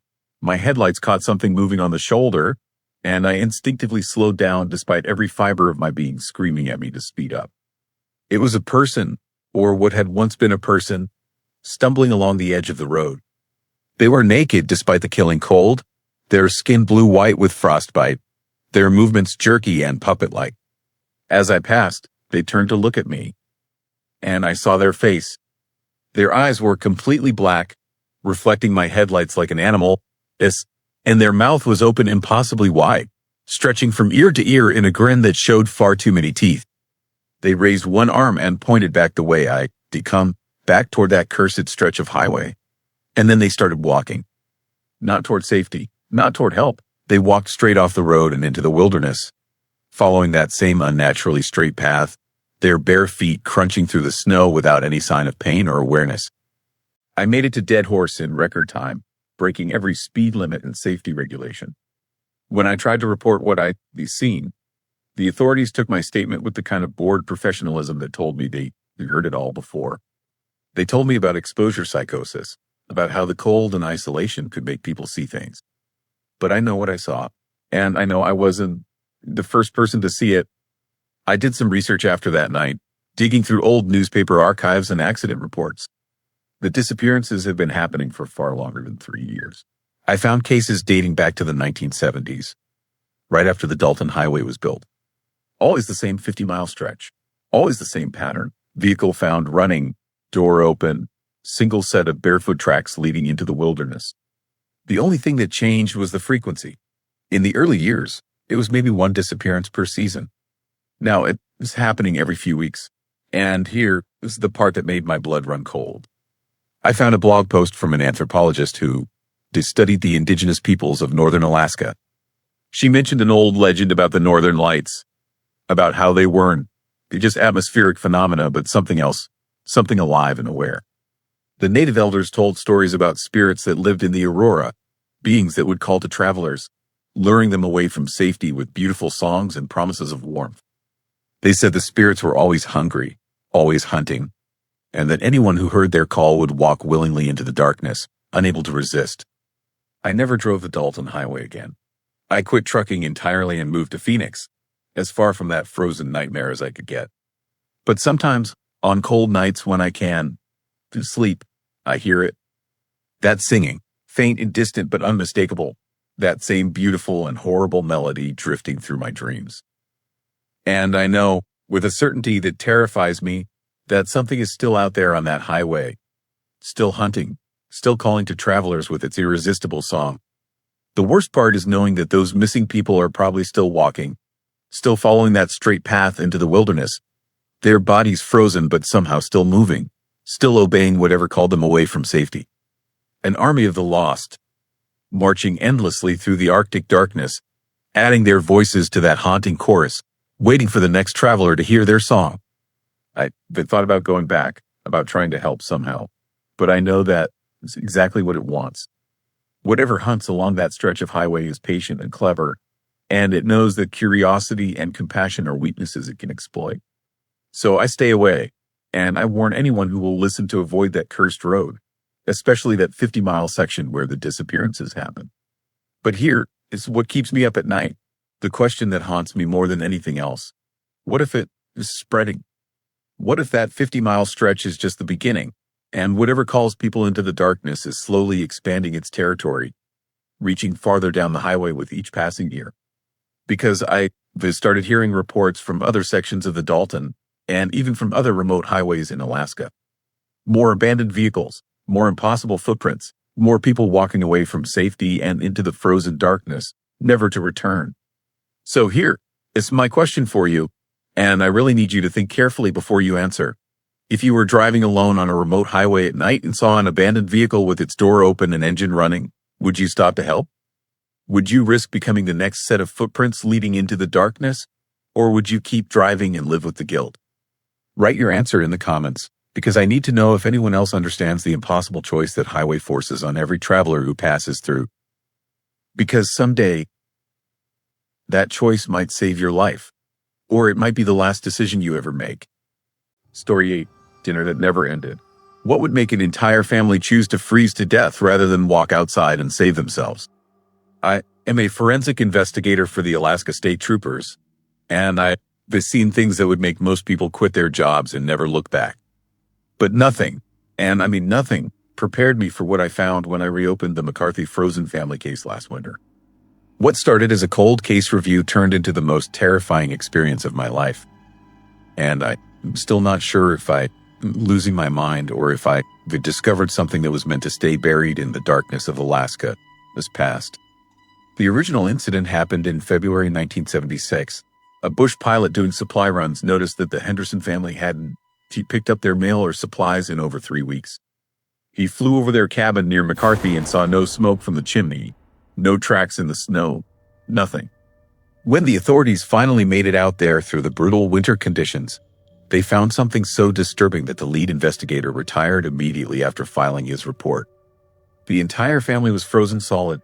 Parents David and Margaret Henderson, their 3 children aged 7, 9, and 12. They were seated around their dinner table like they were waiting for a meal that never came. 5 plates set perfectly, 5 glasses of water, frozen into ice, 5 chairs occupied by bodies so cold and still they looked like sculptures. The chilling detail that made this case legendary among Alaska law enforcement was this. They died of exposure to extreme cold, but the cabin door was unlocked. Their winter coats, boots, gloves, everything they needed to survive, hung neatly by the fireplace. The wood stove was full of logs, matches sitting right there on the mantel. They had everything they needed to stay warm and alive, but they chose to sit at that table and freeze to death instead. The case was closed as a tragic mystery, possibly carbon monoxide poisoning that left them confused and unable to help themselves, possibly some kind of mass psychosis. The official report was vague and unsatisfying, full of maybes and possiblies that didn't to explain the most horrifying question. Why didn't even one of them try to escape? I decided to reopen the case because I am obsessive. I can let mysteries go, especially ones that don't make sense. I requested all the original files, crime scene photos, autopsy reports, everything. What I found in those yellow documents made my blood run cold. The original investigator, a man named Robert Walsh, had included handwritten notes that were never entered into the official report. Notes about things he saw but couldn't explain. Shadows moving in the cabin windows when no one was there. The feeling of being watched from the surrounding forest. And most disturbing, the sound of children laughing coming from inside the cabin at night, weeks after the bodies had been removed. Walsh wrote that he returned to the cabin alone one evening to double-check measurements. He heard the laughter clearly, along with the scraping of chairs on the wooden floor and the clinking of silverware against plates. When he opened the door, the sound stopped instantly. The cabin was empty and freezing cold, but the dinner table looked like it had just been set. 5 plates arranged perfectly, even though the cabin had been cleared of all evidence weeks before. I thought Walsh had lost it. Trauma does strange things to people, and finding frozen children would break anyone. But then I read the autopsy reports more carefully and found something that sent ice through my veins. All 5 family members had expressions of absolute terror frozen on their faces. Their eyes were wide open, pupils dilated in fear. Their mouths were open like they'd been screaming. But what really disturbed me was the medical examiner's note about their body positions. They weren't just sitting at the table. They were rigid, stiff, holding onto their chairs like they were trying to keep themselves in place, like something had been trying to pull them away and they were resisting with everything they had. I had to see the cabin for myself. I know that sounds crazy, but I needed to understand what happened in that place. So 3 months ago, I took a week of personal leave and flew out to McCarthy. The cabin still stands, abandoned and avoided by locals who know the story. It sits at the edge of a dense forest, miles from the nearest neighbor, surrounded by nothing but snow and silence and the kind of isolation that makes you understand why people go mad in Alaska winters. The moment I stepped onto the property, I felt wrong. That is the only way I could describe it. Not scared, not nervous, wrong. Like I was trespassing somewhere that humans weren't supposed to be, somewhere that belonged to something else now. The cabin door was unlocked, just like it had been in 1976. I pushed it open and stepped inside, and the smell hit me immediately. Not decay or rot, but something else. Cold. Not just temperature cold, but the kind of cold that feels alive. That wraps around you like fingers made of ice. The dinner table was still there. Of course it was. No one wanted to buy furniture from a cabin where 5 people froze to death. I pulled out my flashlight and examined the surface. Scratch marks. Deep gouges in the wood, like someone had been gripping the edge so hard their fingernails dug into the grain. The original photos didn't show these marks, which meant either I was losing my mind or something had happened in this cabin since 1976. I set up my camera equipment to document everything. Temperature sensors, audio recorders, night vision cameras. I was planning to spend just a few hours gathering data, but the sun sets early in Alaska winters, and before I knew it, darkness had fallen outside like a curtain dropping on a stage. That is when I heard it. The sound of footsteps on the porch, slow and deliberate, crossing the wooden boards with that hollow thump that sends shivers down your spine. I grabbed my flashlight and pointed it at the door. Nothing, but the footsteps continued, walking back and forth, like someone pacing outside. I told myself it was an animal, a moose, maybe a bear that hadn't hibernated yet. But the footsteps were too rhythmic, too purposeful, and then they stopped right in front of the door. The door handle started to turn. I watched, frozen in place, as the handle rotated slowly, metal grinding against metal. The door creaked open an inch, 2 inches, letting in a blast of freezing air that made my breath come out in clouds. But there was nothing there, just darkness and cold and the unsettling feeling that something was standing right on the other side. Something I couldn't see but could absolutely feel. The door slammed shut with a bang that made me jump. And then I heard the children laughing. It came from everywhere and nowhere at once. High-pitched giggles that echoed through the cabin, mixed with the sound of chairs scraping across the floor and silverware clinking against plates. I spun around, flashlight cutting through the darkness, but the cabin was empty. Just me and the table and those horrible scratch marks. And then I saw them, 5 shadows sitting at the table. Not solid, not quite transparent, but there. I could see their outlines, their shapes, their positions matching exactly the crime scene photos I studied. A family sitting down to dinner, frozen in time and space and something beyond death. The temperature in the cabin dropped so fast I could see frost forming on the windows. My breath came out in thick clouds. My fingers started going numb, and I realized with horror that I was experiencing exactly what the Henderson family had felt in their final moments. I ran for the door, but my legs felt heavy, like moving through freezing water. The shadows at the table turned toward me, and though I couldn't see their faces clearly, I felt their attention lock onto me like searchlights. They wanted me to sit down. They wanted me to join them for a dinner that had been waiting for 48 years. My hand finally reached the door handle. I yanked it open and stumbled out into the snow, gasping for air that felt like knives in my lungs. Behind me, I heard the scraping of a chair being pulled out, the creak of old wood, and a voice that might have been wind but sounded too much like words. Stay for dinner. I ran to my rental snowmobile and didn't look back until I was miles away, my heart hammering so hard I thought it might burst. When I finally stopped and turned around, I saw lights in the cabin windows. Warm, golden lights, like a family was inside preparing for an evening meal. I reported everything to my department, and they put me on administrative leave for psychological evaluation. They think I had a breakdown, that the isolation and the cold case details got to me. Maybe they rewrite. Maybe I did lose it out there in the darkness. But here is the thing that keeps me up at night. After I got back to Anchorage, I started researching the history of that land. The cabin sits on what used to be a native Athabascan burial ground, a place where the dead were left for the winter before being properly laid to rest in spring. The locals have stories about that area, about spirits that hunger for warmth and life, about shadows that invite you to stay forever in the frozen darkness. And I found records of other deaths. A trapper in 1923 found frozen in his cabin with the door unlocked and a fire ready to light. A couple in 1958, same thing. All of them in the same area, all of them with that same disturbing detail. They had everything they needed to survive but chose to freeze instead. Last week, a family of tourists rented a cabin near McCarthy for a winter vacation. They haven't been heard from in 5 days. Search and rescue is planning to check on them tomorrow. I volunteered to go, even though every instinct I have is screaming at me to stay away.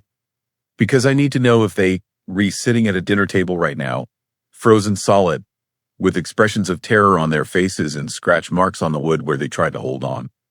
I need to know if whatever lives in that darkness is still hungry, still inviting people to a meal that never ends. The scariest part, I said, is what I saw or what I heard.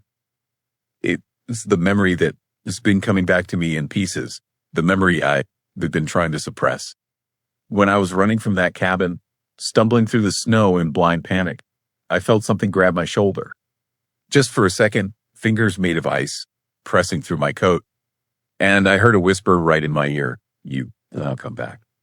They always come back. So here is my question for you.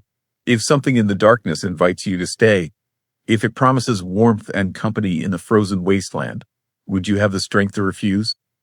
Or would you find yourself sitting at a table, waiting for a dinner that never comes, frozen forever in a nightmare you can to escape?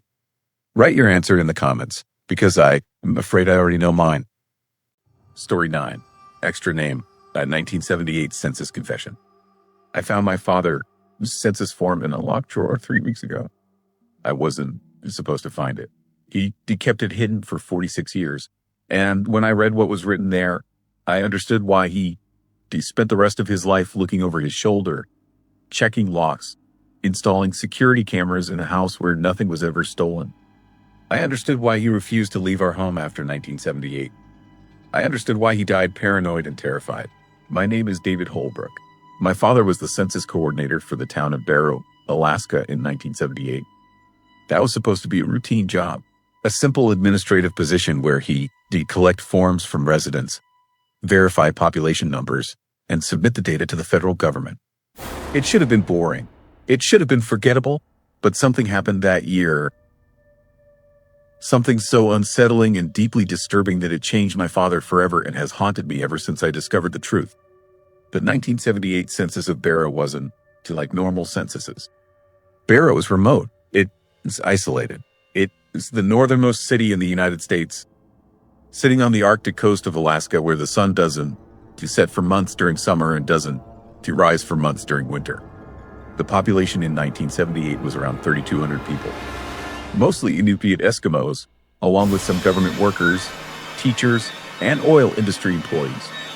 It was a tight-knit community where most people knew each other. The forms started coming in during the first week of April. My father would collect them from homes, verify the information, and file them in his office. He'd been doing this job for 3 weeks when he noticed something terrifying that made his skin crawl. Something so strange and inexplicable that he almost didn't mention it to anyone. Every single household form had one extra name listed. At first, my father thought it was a clerical error. Maybe someone had written down a visitor, a guest staying in the home temporarily. But when he checked the names against the descriptions, nothing matched. In one form, a family of 5 had written in a 6th name, Morris Kemp. But when my father contacted the family to verify, they seemed confused. They had no idea who Morris Kemp was. They insisted they'd only written down the names of their family members. My father looked at the form again. The handwriting was definitely theirs. The pen they used matched other names on the page. But the extra name, this Morris Kemp, was written in a slightly different style, a slightly different pressure on the paper. Like it had been written at a different time by a hand that didn't quite belong. This happened in the next household. Same disturbing pattern. A family of 4 reported writing down 4 family members, but their form listed 5 names. The extra name this time was Douglas Hart.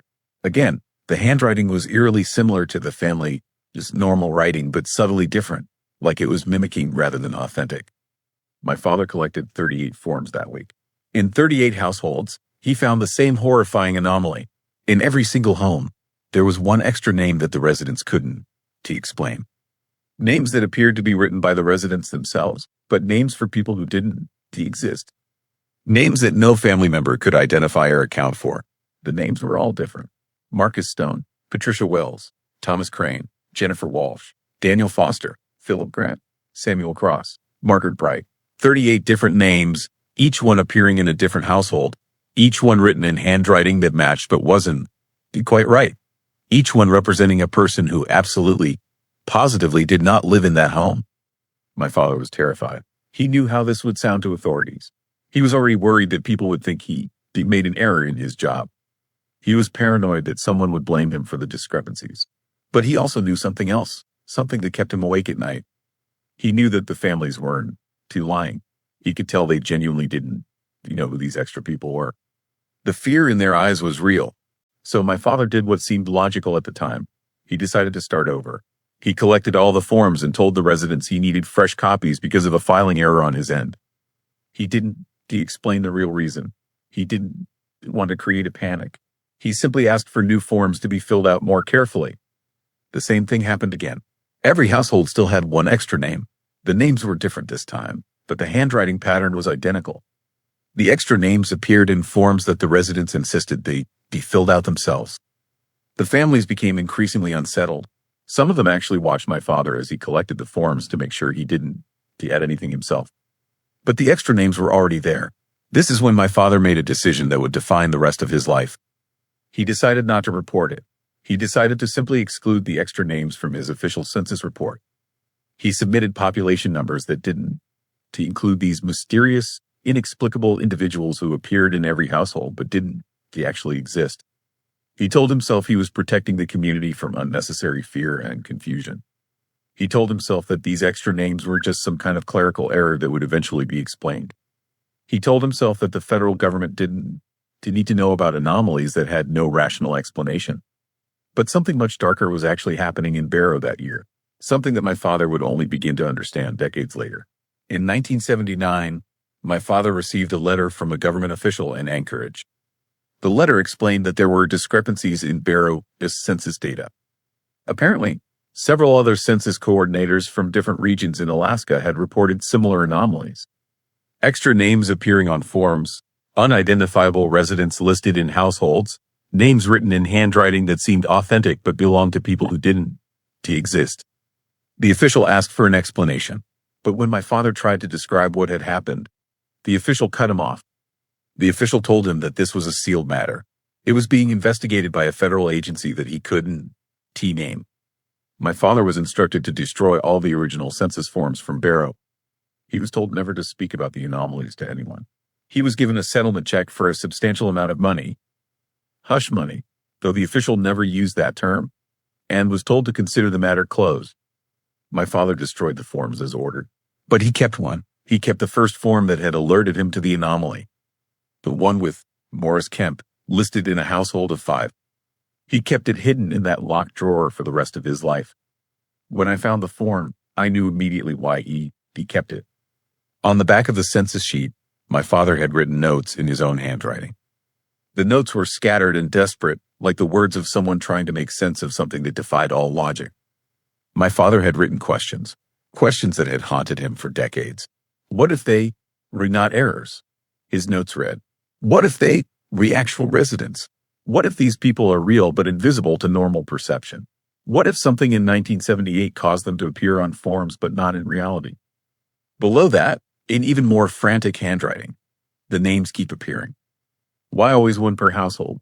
Why always the same pattern? Why do the families not recognize them? Are they trying to register themselves? Are they trying to make themselves official? Are they trying to prove they exist? And at the very bottom, in handwriting so shaky it was barely legible, what if they succeeded? That note, those final 7 words, changed my understanding of everything. My father hadn't just stumbled upon a census error. He stumbled upon something terrifying. He encountered evidence that something or someone was trying to officially register itself as part of the Barrow population in 1978. Something that didn't actually exist in the normal world, but was trying to become real, to become official, to become undeniable. And according to my father's notes, he believed it had worked. My father's notes indicated that in subsequent years, he tried to research the anomaly from his home in Barrow. He contacted other census coordinators in Alaska who reported similar issues. Apparently, a pattern emerged across multiple regions. The same names appeared in different towns. The same unsettling handwriting pattern. The same inexplicable residents who didn't actually exist. One census coordinator from Fairbanks reported that after the 1978 census, strange things began happening. Residents reported seeing shadows in their homes that shouldn't be there. Sounds of footsteps in empty rooms. A pervasive sense of being watched by something that existed just outside normal perception. The official reports were never confirmed. The families were dismissed as paranoid or experiencing mass hysteria. But my father's notes suggested that something similar was happening in Barrow. The scariest part of my father's confession, written in that locked drawer for decades, was this: He believed that the extra names on the 1978 census had somehow made these entities partially real.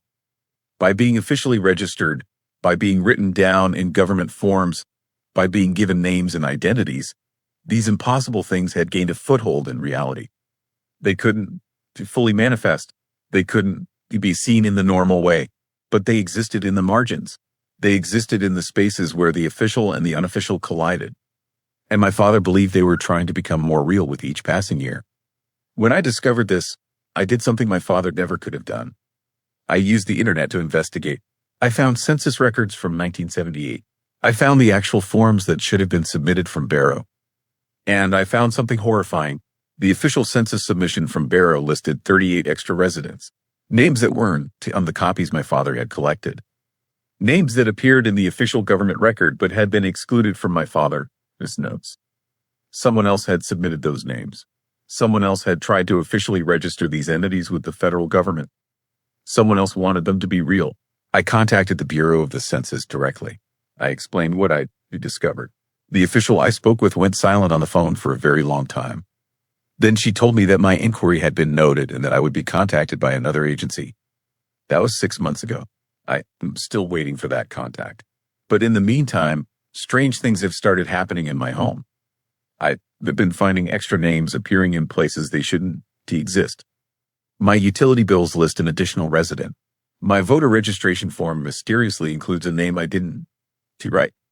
My insurance documents show one more person in my household than actually lives here. The names are always slightly different, but they follow the same pattern my father described. They appear in my handwriting, but I don't remember writing them. They reattempts to register me or register something through me into official existence. And I started to feel it. The presence that my father described. The sense of something existing in the shadows of my home. Something that was partially brought into reality by being registered in that 1978 census. Something that has been trying to become more real ever since. I hear footsteps in empty rooms. I see shadows that don't belong. I feel watched by something that exists in the margins between official and unofficial reality. The truly terrifying realization is this. If these entities can appear in official documents, if they can gain partial reality through government registration, then they becoming more real every year. They solidifying. They making themselves official. And according to census data, the pattern is spreading. More extra names appearing in more households. More entities attempting to register themselves. More things trying to cross over from whatever unsettling dimension they exist in into our world. My father believed that the 1978 Barrow census was a coordinated attempt by these entities to gain enough collective reality to fully manifest. They almost succeeded that year, and they were still trying. Every census, every government form, every official document that includes their names helps them become more real. I destroyed my father's census form, but it was too late. The damage was already done. The names are already in the official record. The entities are already partially real, and they getting stronger with each passing year, with each new government document that acknowledges their existence, with each census that includes their names. I'm telling you this story now because I need someone to understand what is happening. I need someone to know that the 1978 census wasn't a simple clerical error. It was something far more horrifying. It was an invasion disguised as paperwork. It was an attempt by things from somewhere else to become real in our world. And the scariest part is this. I don't think the federal government is trying to stop them. I think the government knows exactly what happened in 1978. I think the settlement check my father received wasn't the hush money. It was payment for his silence. It was payment for helping to keep these entities contained in the margins of official reality rather than allowing them to fully manifest. But I'm not sure how long we can maintain that containment. The entities are getting bolder. The names are appearing more frequently. And with each new census, with each new government form that officially registers them, they getting closer to full manifestation. So I am asking you this. What happens when enough official documents contain these names? What happens when these entities become so registered, so official, so undeniably part of the government record that they finally achieve full reality? What if they were not trying to invade our world at all? What if they trying to migrate to it to become legitimately real by being officially recognized? The next census is coming in a few years. I'm already dreading it. I'm already worried about what names will appear on the forums. I'm already terrified that this time the entities will succeed in becoming fully real. And unlike my father, I can hide it. I can pretend it didn't happen. I can destroy the evidence. Tell me in the comments, would you fill out a government census form knowing that something unreal might write its own name on it? Would you submit documents knowing that you might be helping something from beyond our world become officially, undeniably real? Let me know what you think. Our night together fades, but Alaska's darkness remains, waiting, stretching, watching. If you haven't subscribed yet, now's the time, and tap that bell so the next story reaches you before the silence does. Share where you're listening from or your own encounter, because your story may be the one whispered next. Here at Vesper Shroud, endings are never quite final. So until our paths cross again, keep listening for the sound beneath the silence.